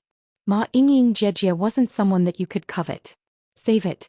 Every time you go crazy behind her back, not to mention that Pei Shi and Ma Yingying Jejie didn't know. Even if they knew, they wouldn't pay attention to you. With no way to find them, young Master Min randomly cursed Li Hongyuan on his own ship. He called out his surname and scolded Li Hongyuan as unbearable as he could. Fortunately, everyone on the ship was on his own side. Otherwise, even if he didn't die, he would lose a layer of skin. After that, the journey was smooth and there weren't any problems. When they arrived at Sichuan Fu, there were also many officials lining the streets to welcome them. This time, all the important officials in Shannon County, except for the Admiral Xuejing who was detained, were all present. Li Hongyuan's gaze swept over them one by one but didn't say much. Tomorrow was the provincial examination and Li Hongyuan didn't deliberately delay the time. Perhaps it was a habit formed in the two places, but this time they also prepared a side courtyard. As the main examiner, Li Hongyuan, the boss, wasn't present, so naturally there wasn't a banquet. Without paying attention to the others, he directly called the deputy examiner and threw out 3 sets of questions, letting him choose one by himself. The third round would be brought up to the first round and quickly prepare the exam questions needed tomorrow. Although this was against the rules, but at this time, no one would foolishly go up and talk to Jin Qinhuang about the rules. Speaking of which, this deputy examiner was relieved. If they really followed the conventional order, even if it was printed and not copied, they wouldn't be able to produce the exam questions tomorrow. At that time, could they still say that it was Jin Qinhuang's fault? Naturally they couldn't. The deputy examiner also didn't dare to be negligent. At this time he also didn't refuse. He casually took one of the 3 sets and then asked Jin Qinhuang to send a few guards. Li Hongyuan let Li Siyen transfer a few people to escort him back to the examination courtyard. The original examiners were all waiting there. When they learned of Jin Qinhuang's decision, they all breathed a sigh of relief. However, even so, they still had to quickly prepare the exam questions for the 3rd round. Because of the urgency of time, they couldn't care too much about the rules and work together. The provincial examination was important. Li Hongyuan didn't see the other officials, it was simply open and above board. In fact, even if there wasn't this matter, Li Hongyuan said that he didn't see them, it was also justified. Jingwan was a bit puzzled. Since printing was already available, why did the exam questions still need to be copied? In order to be completely unified, wasn't printing better? A scholar should have the appearance of a scholar. How could the exam questions be printed? Li Hongyuan lightly opened his mouth. This is the reason for making this rule? Li Hongyuan gave an affirmative answer. Jingwan was also speechless. Just like in her previous life, there were a large number of students and a large number of exam questions. If they were to be manually copied, just thinking about it made her shiver. The teachers would definitely go on strike in groups. The next day, the doors of the examination courtyard opened wide. The examinees entered and were strictly searched one by one. Moreover, there were black-robed guards with knives to suppress the scene. Before they even entered, their legs were already weak. Especially those who had something wrong with them, even if it was just a little bit, they were all found out. It seemed that because of the problems in the previous examination, the provincial examination this time was especially strict. After entering, time was up. The doors of the examination courtyard closed and the rules were explained. Then the examination questions were directly given. It could be said that it wasn't clean and efficient. However, when the examinees received the examination questions, there was a commotion one after another. Was there a mistake with the questions? The sound of gongs and drums rang. For a moment, the examinees quieted down and waited for an explanation. It wasn't that the questions were wrong. It was really the third round's questions that had been brought up to the first round. It was called a test of everyone's ability to adapt to the situation and lay a foundation for future officials. After all, at that time, anything could happen. Those who were still clear-headed knew that this was nonsense. They also quickly understood the reason behind it. It actually didn't have much of an impact on these people. If you like to hear the official nonsense, then listen to a few sentences. If you didn't like to hear it, then just go in one ear and out the other.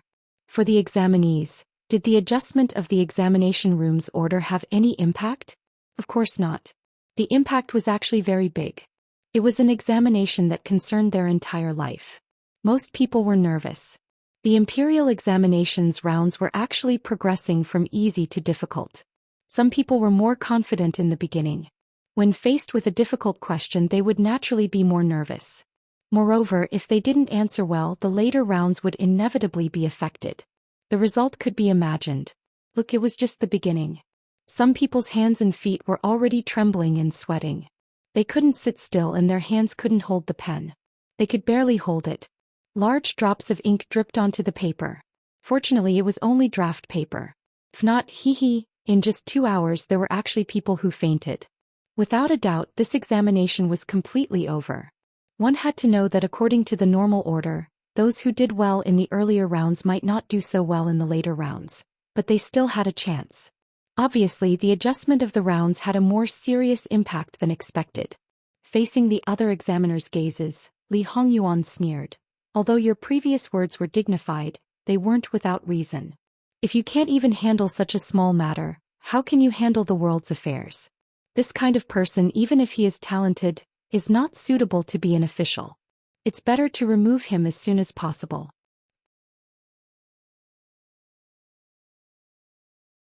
Chapter 315. With that said, the others naturally didn't dare to say more.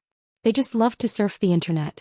It had to be known that these people might not have been involved in the previous court examination cheating case or participated in the SALT policy, but that didn't mean that they weren't involved in corruption. A knife called living help was still hanging over their heads.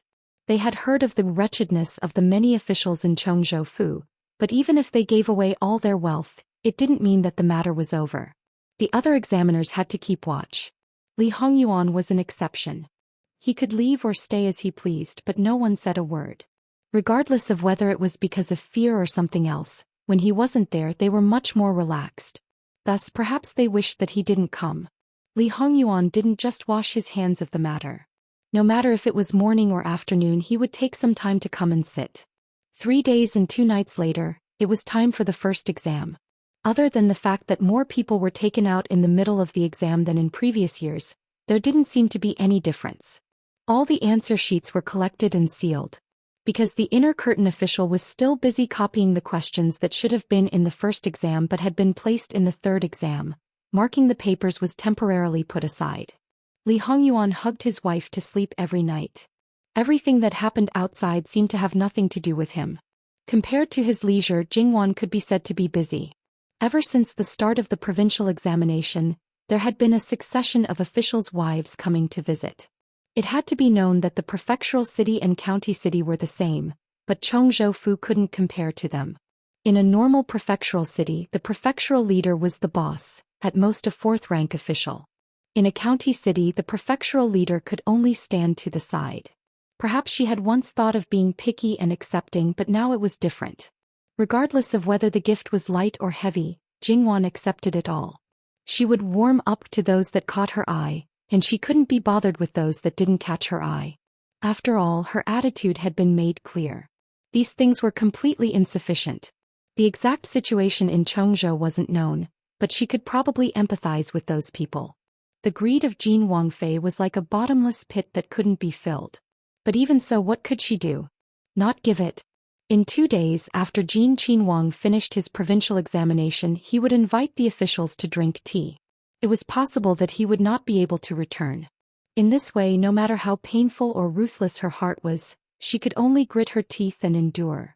Not only that, when she faced Jin Qinhuang Fei again, she still had to wear a smiling face, hold her up, flatter her, and only hope to coax her to be happy so that she could blow wind in Jin Qinhuang's ear.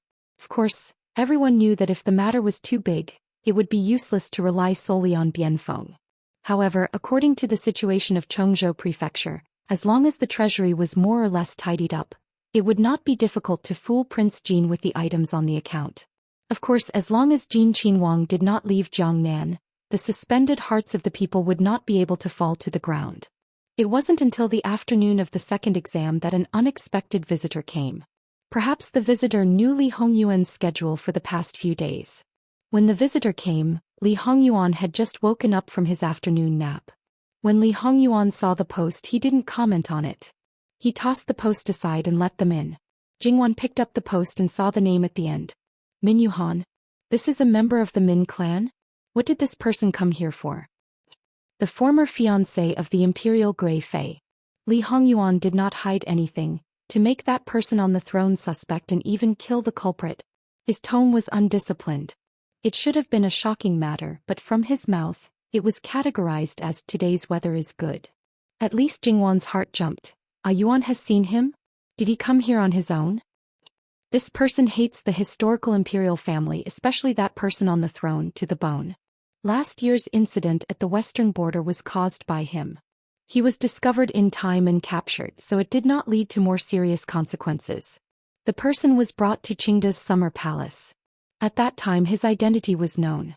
Jingwan wanted to say, "You have people at the border, your hands are stretched too far." However, this was not the main point. Because of the Imperial Grey Fei, you let him go? He volunteered to be a spy for this prince and work in Jiangnan. Jingwan's expression was a little difficult to say. After a moment she said, "Because of the deep roots of love, he originally hated her. After seeing you, he changed his attitude. Just because you are the only bloodline of the person he loves. Even if half of the blood of his enemy is in you, he still loves you more than he hates you. Some things should be known to him." Li Hongyuan was a little meaningful. Jingwan understood tacitly. If nothing happened in the middle, how could there be such a big change in his attitude? Also, according to this man's temperament, if he did not do anything and just let her go, it would not be in line with his character. Jingwan could even imagine that Min Yuhan was in so much pain that he wanted to die. He probably did not die immediately because he wanted to send his beloved child to the throne. Then he would have a little face to see his beloved. Jingwan did not comment on this kind of person. She could only say that a pitiful person must have a hateful side. Li Hongyuan went to see Min Yuhan. Compared to last year, he did not look as dispirited, especially on the outside. After meticulous grooming, he seemed to have finally found his way forward and had the motivation to continue living. After nearly a year of recuperation, he had put on some weight and was able to support his clothes. His bearing that belonged to an aristocratic family was evident. Even though he was already middle-aged, he did not lose his handsomeness. It was just that he had experienced the vicissitudes of life. If one were to describe this vicissitudes of life, it would be wisdom. This kind of person could easily not express his emotions because his heart was already dead. However, when needed, he could also be a top-notch actor. "Greetings, Your Highness." Min Yuhan greeted Li Hongyuan calmly. However, his gaze was always downcast and he did not look at Li Hongyuan. It was obvious that his heart was not so calm. Li Hongyuan sat on the main seat casually. "What do you want from me?" He was not polite at all. "This matter is very important. It involves not only the short-sighted officialdom but also the struggle between the aristocratic families. Although I know that Your Highness is talented and wise, you are not particularly familiar with Jiangnan. It is inevitable that you will be negligent. There are also some people who are sinister. This commoner is bold and wants to make a decision on my own. I want to do something for Your Highness. However, I do not know what Your Highness is planning and dare not act rashly to avoid alerting the enemy. I just sorted out the relationship between the aristocratic families and the officialdom, hoping that it will be of some use to Your Highness." As he finished speaking, Min Yuhan presented a small booklet. Li Hongyuan did not refuse. He let Muan take the booklet and casually flipped through it. After reading 2 or 3 pages, Li Hongyuan's face was slightly solemn. He flipped through the booklet until it was finished and pressed it beside his hand. It is somewhat useful. Although Li Hongyuan had planted people in Jiangnan, there were limitations and it was not convenient for him to make a move. For example, within the aristocratic families, the closer the person was to the core, the harder it was to arrange a spy. The people around those people were generally from a young age and were very loyal. Whether it was bribing or replacing them, it was very difficult. Min Yuhan was different. He was the direct descendant of the main family of the Min family and was originally highly valued. However, he was marginalized by the family because of an accident. Now that he had returned to the family, even if the family was still indifferent, they could not deny his talent. There were some things that he did not need to take the initiative to do, but people would take the initiative to come to him. He would occasionally say a few words and hit the nail on the head. Naturally, the family would rely on him more and more. If he wanted to know something, it would not attract attention if it did not affect the family's interests. This might not be a big deal within the aristocratic families, but it was very difficult for outsiders to find out. When Min Yuhan heard this, he was slightly relieved. It would be great if it could be useful to Prince Pei. To be honest, when Li Hongyuan met with an accident, he was as worried and anxious as anyone else. However, he quickly realized that things might not be as he had expected. Because of those traces, he calmed down and carefully probed. With some deductions, he had already guessed most of the situation. Even though he knew that Li Hongyuan was not really in danger, Min Yuhan's mood did not improve at all. Instead, his life experience became even more gloomy. All these years he had been muddle-headed and didn't think too much about it. After he woke up, he carefully sorted out the things that happened back then and felt that something was wrong. Some things weren't as simple as they seemed on the surface. In the past year, while he was secretly helping Li Hongyuan with some things, he carefully investigated little by little. Heaven didn't disappoint those who worked hard.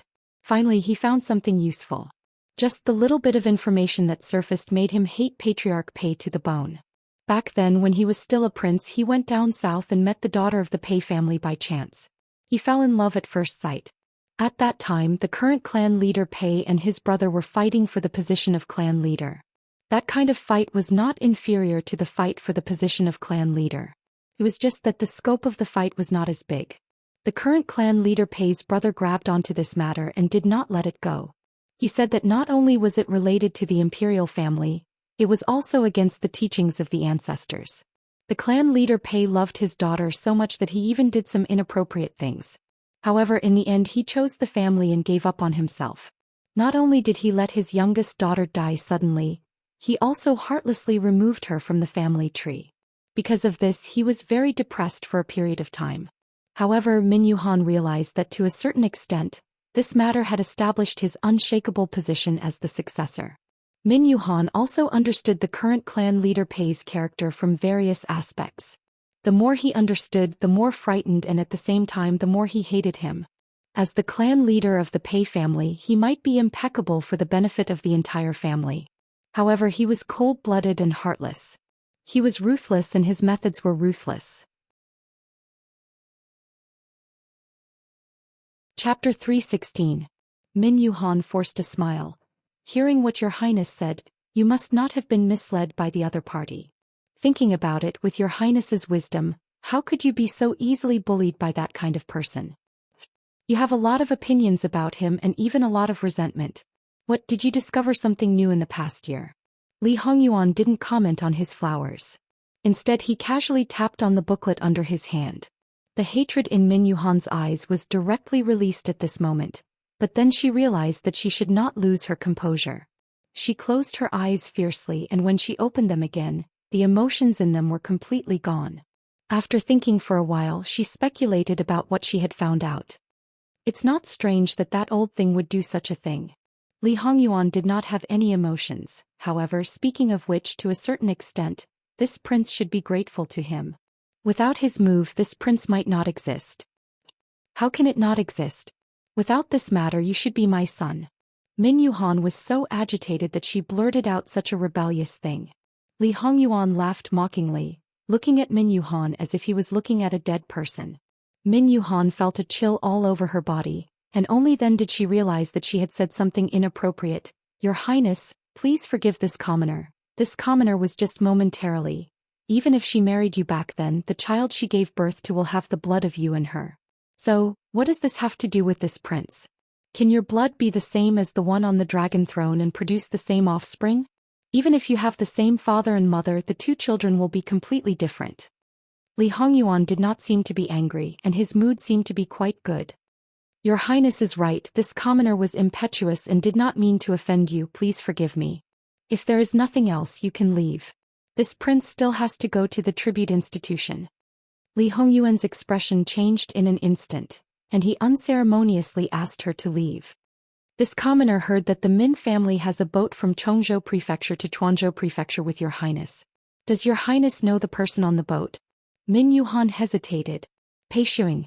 Li Hongyuan directly pointed out, that's all you have? Is this king's lecherous reputation so deeply rooted in people's hearts? This commoner has worried too much. This commoner will take his leave. Min Yuhan bowed and left. Speaking of which, Min Yuhan was simply too concerned. To a certain extent, he really treated Li Hongyuan as his own son. Of course, this was only in his heart. He no longer had any expectations or attachments to the world. Now he only wanted to do his best to help Fu Cheng's child ascend the throne. Perhaps he would add one more point to prevent that old thing from getting what he wanted. This latter point, perhaps he didn't need to do anything himself. Looking at Jin Qinhuang's attitude, it could be said that he would end up trying to steal a chicken only to end up losing the rice used to lure it. He must let him die with a grievance. There was also Pei Shuing. Even someone like her was being compared to Bai Shuing. He had to do something. After exiting the door, Min Yuhan's face seemed to have changed. It was as if he was shrouded in gloom and pain. He was trying his best to restrain himself. If Jingwan saw this, she would probably gasp in amazement again. These acting skills were amazing. Speaking of which, how many people were staring at Li Hongyuan now? Those who came to find him would naturally be known by all parties. At this time it was very difficult to secretly come to see him. As such, they might as well visit him openly. Those who didn't know the reason would naturally allow him to guess and inquire. Those who knew the reason, what could they do? They wouldn't say a word. When he heard that Jin Wangye was going to Jiangnan, Min Yuhan had been in a state of anxiety for quite some time. At this time it was already close to his eyelids. It was reasonable that he couldn't help but visit. Those who frequently interacted with the Pei family's main family would sooner or later discover some clues just from his face. As for Qing Di, would he be worried that this matter would be known by others? Naturally not. In fact, other people didn't know that Li Hongyuan first knew about his birth mother from Qing Di's mouth. At that time, it was because of Pei Shi and the imperial Gui Fei herself that her birth was concealed. Qing Di's taboo was never this, but the death of the imperial Gui Fei. What was even more taboo was that he killed her with his own hands. If this layer of relationship was exposed, he wouldn't care as long as there was no contact between them. This time he sent Yu Zhongqing to follow Li Hongyuan to prevent this son from winning over the officials of Jiangnan. It was also to prevent him from coming into contact with Pei Shi's people. If they didn't come into contact, it was naturally good for everyone. If they did, he would have to take some measures in the future. Of course, this was his most beloved son after all. It was just restricting his freedom so that he couldn't leave the capital. If Pei Shi tried to use his son to do something, he wouldn't be soft-hearted. In any case, he didn't have a good impression of Pei Shi. Li Hongyuan looked at the door, lost in thought for a moment. He retracted his gaze, looked at the book and casually threw it to an E. Do as you see fit. An E took it and made a sound of agreement. Li Hongyuan still took a stroll around the tribute court. It seemed that there wasn't any change, but in fact he had another plan in his heart. The number of people he wanted to kill and deter seemed to have increased. Although the main residence of the Min clan wasn't in Chuanzhou Fu, it wasn't willing to leave Chuanzhou Fu. There were quite a few Min clan members in Chuanzhou Fu. For example, the Min clan siblings who arrived at Chuanzhou Fu with Li Hongyuan were still in the Fu city. Speaking of which, these two people were very close to Min Yuhan. Their grandfather was Min Yuhan's cousin. This good-looking, good-tempered and knowledgeable maternal grandfather had just gone out for a trip, but when he came back he immediately collapsed. He was directly carried down from the carriage, but this startled everyone in the residence. They hurriedly brought him into the house and called for a doctor. They were busy saving people inside the house, and outside the house, they began to interrogate the manservant about what had happened. The manservant was also trembling with fear. old master went to pay his respects to Jin Qinhuang. When he came out he didn't look too good. In the end, in the carriage many of the younger generation were filled with righteous indignation, wondering if Jin Qinhuang had done something to him. As for the head of the residence, she seemed to be silent. Obviously she was the one who knew the truth. After a moment the old madam sighed. Sinful awe. The younger generation didn't understand and asked one after another. The old madam waved her hand, telling them not to ask too much. This matter was a secret between the Pei clan and the imperial family. It was better not to know. When the doctor came out he asked the reason for fainting. Sure enough, it was due to excessive stimulation. In addition, his body wasn't very good and he had been depressed recently. As the sister-in-law, she went into the room to take a look. Even though he was unconscious, he was still restless. His mouth kept shouting something. Only she knew that it was 2 words. Hey hey. Chapter 317. As the son of an aristocratic family, you're actually such an infatuated person. It's been almost 30 years and you still can't let go. She didn't know whether to sigh or ridicule him. It was normal for a son of an aristocratic family to have many wives and concubines and heaps of children. For a woman like this, not only did he not marry for life, he didn't even have a servant girl to warm his bed. That was the oddity and the object of ridicule. Many people would be disappointed and many people would say that he didn't look like a man when it came to love. But from a woman's point of view, how many people didn't agree with him on the surface, but their hearts were sour and jealous. They were sour because they couldn't meet a man who only cared about them. They were jealous of the woman he was thinking about. Then she ordered people to serve him well and inform her as soon as he was ready. This person's curiosity was not so easy to extinguish. Sometimes the more she stopped him, the more he wanted to know. This group of Minshers juniors secretly wanted to find the truth. But this matter was obviously related to Jin Qinhuang. What could be related to Jin Qinhuang? It was said that people love to imagine a love and hate relationship. Not to mention other things, they still knew the reason why Min Yuhan didn't marry. It was said that his fiancée Pei Shi's daughter had a sudden illness not long before the marriage.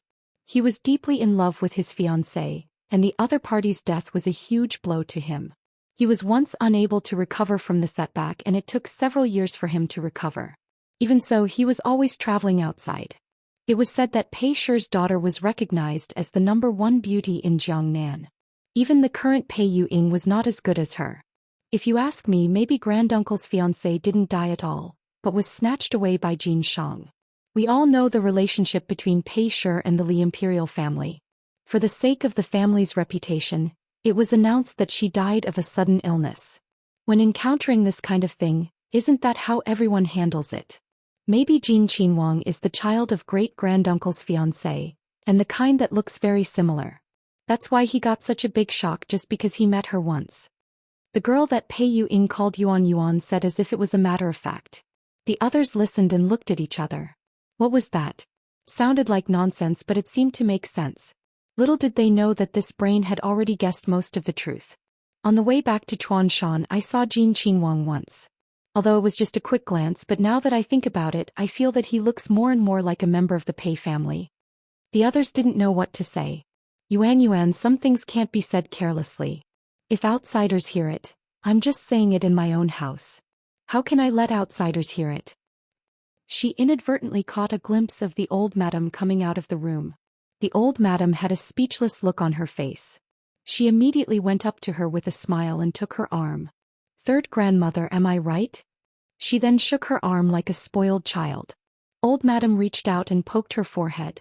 You don't think too much about it. Although he was at home, he still had to be prepared for any eventualities. Many things were caused by careless talk. Yuan's words should be taken as a joke. Don't spread it around. Alright, let's disperse. Everyone looked at each other again. Could it be that Yuan had guessed correctly? That was really two. The others were still in an indescribable mood. Instead, it was Miss Yuan's elder brother who couldn't suppress his excitement. If it was really like this, in terms of seniority, Ma Yingying was Jin Qinhuang's niece. He was a dignified Qinhuang. What kind of beauty couldn't he have? He wouldn't be so shameless as to forcefully snatch his own niece. He really didn't want face. Pei Shi also wanted face. She absolutely wouldn't allow this kind of thing to happen. How could he know that the truth was the opposite of what he thought? Miss Yuanyuan understood her elder brother very well, especially when it came to Ma Yingying Jejie. Just by looking at his expression she knew what he was thinking. She secretly rolled her eyes. Even if there was no Jin Qinwang, it still wouldn't be your turn. However, she was also very clear. Don't look at how her elder brother was deeply in love with Ma Yingying Jejie and had the attitude of not marrying anyone else. However, even if Ma Yingying Jejie married someone else in the end, he would at most be depressed for a period of time. He absolutely wouldn't reach the level of great-granduncle. It was even more impossible for him to not marry for his entire life and not have a single person by his side right now. There were no less than 3 Tongfang maids. This elder brother of hers, in essence, was the same as other young masters of aristocratic families. Min Yuhan wasn't unconscious for too long. It was only half a day before he woke up. It was true that he was unconscious, and the reason for his coma was also true. It was just that he didn't restrain himself. Instead, he repeatedly thought about those things that caused him the most pain and hatred. This infinitely magnified the negative emotions, causing the final result to not be surprising. After waking up, his entire person didn't seem to be much different from before. However, those who were close to him could clearly feel that he was more silent and more indifferent. This was a heart disease. As the saying goes, a heart disease needs to be treated with medicine of the heart. However, this medicine of the heart was long gone. Thus, no one could do anything about it. Min Yuhan rested for 2 days. Then he got someone to pack his things. He was going to the main residence of the Pei family. To be exact, he was going to meet the Pei family head. The Min family and the Pei family's old residences were both in county cities and not in the prefectural city. Their residences took up almost half of the entire county city. In fact, the number of people with other surnames wasn't less than in other counties. It could be imagined that the county where their old residences were located was at least twice the size of an ordinary county city. The degree of prosperity wasn't inferior to the prefectural city, but it was also more peaceful and harmonious, clean and orderly. Of course, in such a place the county magistrate was just a decoration. Not to mention the county city, it should be a large area of the entire county. That was all private territory. If anything happened, it would be their family affairs and private affairs. The Pei family and the Min family belonged to 2 different prefectures. However, they weren't far apart. A spacious road was specially opened between the 2 families. It was only 300 to 400 miles from the Chuanzhou prefectural city to the Min family's main residence. It was far more convenient and faster than taking the regular road to the Pei family's main residence. In other words, if Min Yuhan wanted to go to the Pei family's main residence, he had to go home first. This time, going to the Pei family's main residence might cause him to become enemies. However, so what? He didn't care at all. No one knew what Min Yuhan wanted to do except himself. If Li Hongyuan knew, he would probably still be indifferent. In his opinion, it was purely superfluous. A few days later, the 3rd round of the provincial examination ended smoothly.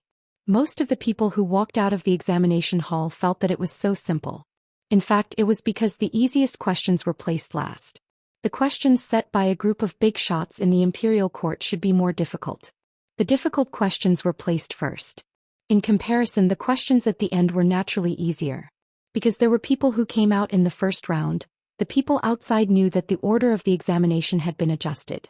Everyone would think that there would be an impact.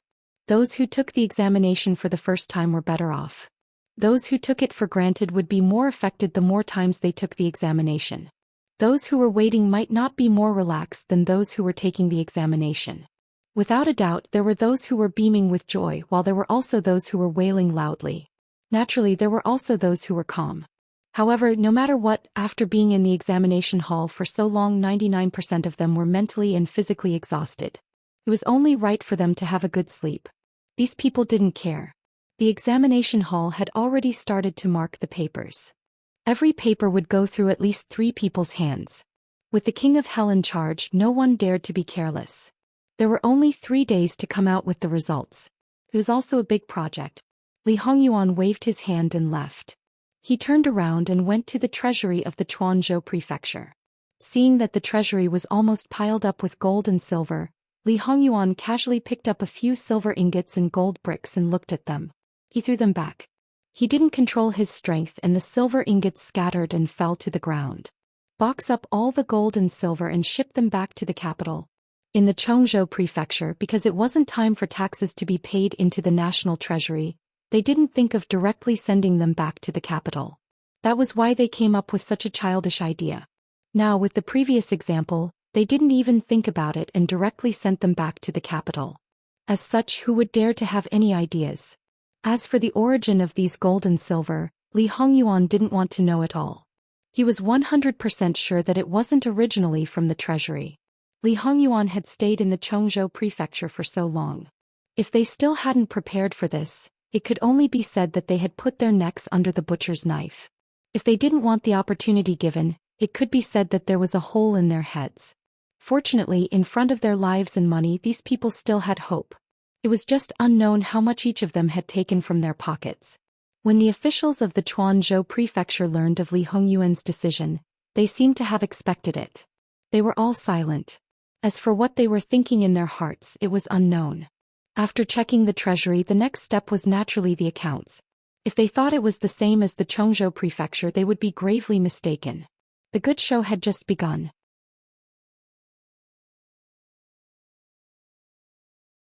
If it was up to him, he would squeeze them dry until they were poor and had to tighten their belts to survive. Jiangnan was a land of affluence. On the other hand, the price of living there was actually higher than in the capital. A mansion could easily cost hundreds of taels of silver. In the capital, there were not many mansions that were worth millions of taels of silver. An official in Jiangnan, unless he did not engage in social activities or raise servants, lived a simple life as a family and lived in a small courtyard. That bit of salary could probably be raised, but was it possible?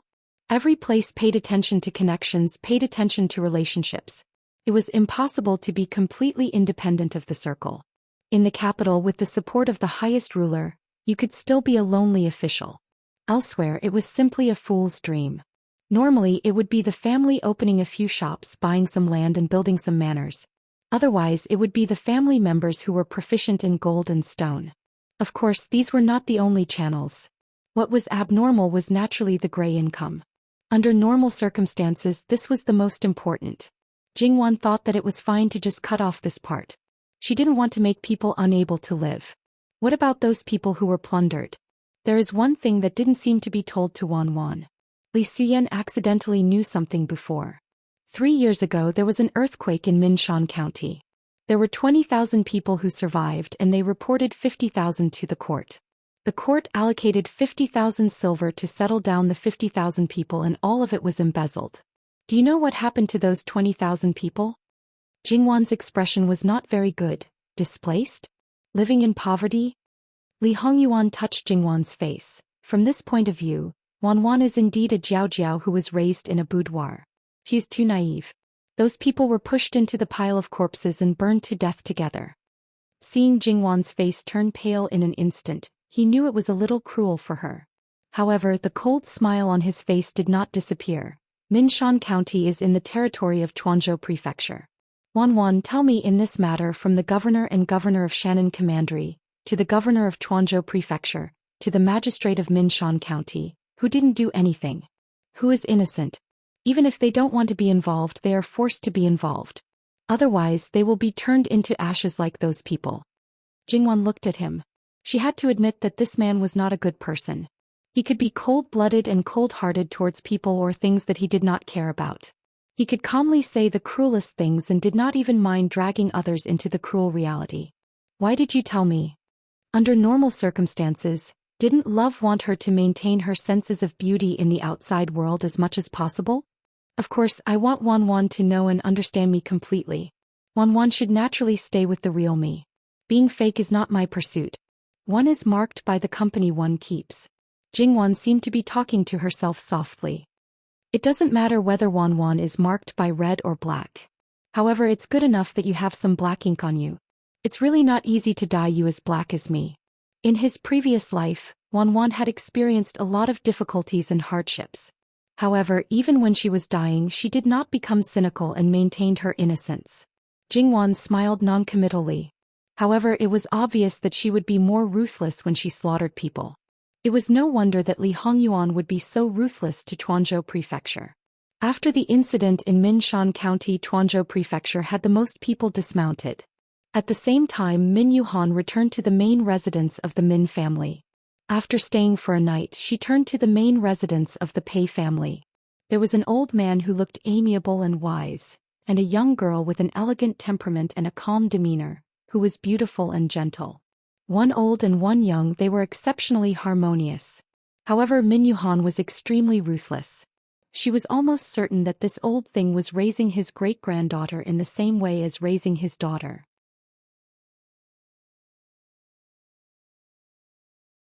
Chapter 319. Clan leader Pei put down the chess piece in his hand and turned his head to look at Min Yuhan, who was walking towards him. It was as though he was looking at his beloved younger generation. After all, it was important to have grandchildren and not children. Towards the younger generation they were very strict. The more they cared about them, the stricter they would be. Min Yuhan's fondness was always on the surface.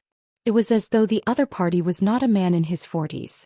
At this moment he was waving at Min Yuhan with a loving smile on his face. When he did not know anything, he might have been touched. That feeling was as though 20 or 30 years had not existed. Uncle Pei was reminiscing about his daughter. That was the girl that he had always placed in his heart. Hence he did not care at all. In the past, even when he was often away, he would occasionally come back. His relationship with the other party was very harmonious. He could even naturally put away the frost on his body and treat the other party as his own father. However, after he found out that everything was a lie and a pretense, the seemingly kind person was actually the most ruthless and cold-blooded. He had always maintained his good attitude towards him because he wanted to better maintain the relationship between the two families. Now he finally understood what kind of situation the Pei family was in. In fact, when he thought about it carefully, it was simply unbelievable that the Pei family could maintain their relationship for such a long time. Could be said to be a miracle. Min Yuhan walked over unhurriedly. Before he could greet him, clan leader Pei had already asked him to sit down. In the past, regardless of whether he was sincere or pretending, he would always greet clan leader Pei politely. However, today he no longer wanted to pretend. Hence, no matter what the other party's attitude was, he would not accept this greeting. Pei Xiuying had already automatically made way for Min Yuhan. When Min Yuhan looked over, she pursed her lips and smiled. Pei Xiuying greets Uncle Min. Min Yuhan did not sit down. Instead, his gaze fell on Pei Xiuying. Logically speaking, even if he was an elder or an ancestor and the two families were close as a man, it was very rude and even impolite to look at the other family's daughter without hiding anything. It was not the first time he met Pei Xiuying, but it was the first time he did so. When he came back last year and saw Pei Xiuying, Min Yuhan felt that the other party was a well-educated and gentle girl. She had a bit of Wanwan's style in the past. Earlier she was just a little girl and he did not have any impression of her. However, he thought that if Wanwan was still around, the daughter she gave birth to would also be this outstanding. But now the more he looked at her, the more disgusted he felt. There was a saying that went, trying to paint a tiger but ended up looking like a dog. Especially when he knew that the other party did not reject his great-grandfather's arrangement and even personally went to meet him. In Chuanzhou he had asked Yuan about the journey from Chongzhou to Chuanzhou. After hearing Pei Xiuying's attitude, Yuan did not understand what was going on, but he was very clear about it. Before anything happened, she started to spy on the enemy's situation and attempted to provoke Jin Qinhuang Fei's authority. She was simply jackals of the same tribe as her grandfather. Arrogant and self-righteous. Who did she think Jin Qinhuang was? A wooden puppet who would do everything according to your plan? Even if they were his parents, they would not force their son to sleep with any woman. Moreover, where did the confidence come from to think that the other party would definitely sleep with you? Was it just based on that face? Did she think that all men in the world were shallow and stupid, unable to control their pants when they saw a beautiful woman? Moreover, to put it bluntly, this woman was originally born from a weak background. If you were in a weak position in your family background, then sleeping with her would be a waste of time. Pei Xiuying and Jin Qinhuang were in this situation. Willing to degrade yourself and take the initiative to be a concubine, could you be any more despicable? A noble daughter of an aristocratic family? Sure enough, this family did not live up to its name. Even the upbringing had become so unbearable. There was no pride, no real nobility, and even less that lofty and unyielding character. Pei Xiuying was somewhat uncomfortable under Min Yuhan's gaze.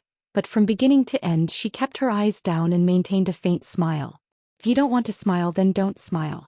In fact, this kind of smile that you thought was perfect was very disgusting. It was not a smile that came from the heart. It was not a sincere smile that transcended boundaries. Min Yu-han sat down and casually picked up a chess piece. Is it the white piece's turn? Without waiting for Clan Head Pei to respond, he placed the piece. What kind of person was Clan Head Pei? He was a sly old fox and naturally had a good grasp of people's changes. Furthermore, Min Yu-han's performance was so obvious. A strange look flashed through his eyes. He picked up the black piece and continued to place the piece. Yu-han, you haven't come to see me for a while. Isn't that so? Great-grandfather was just nagging about Uncle Min. Pei Yu-ing interrupted with a chuckle. Min Yu-han looked at the chessboard and pondered for a moment. After placing the piece, he said unhurriedly, I've been a little busy recently. Please forgive me, uncle. Oh. What have you been busy with? Clan Head Pei asked naturally, the kind that was very familiar and affectionate. What have I been busy with? It's considered a major event in my life, Min Yu-han said indifferently. A major event in your life.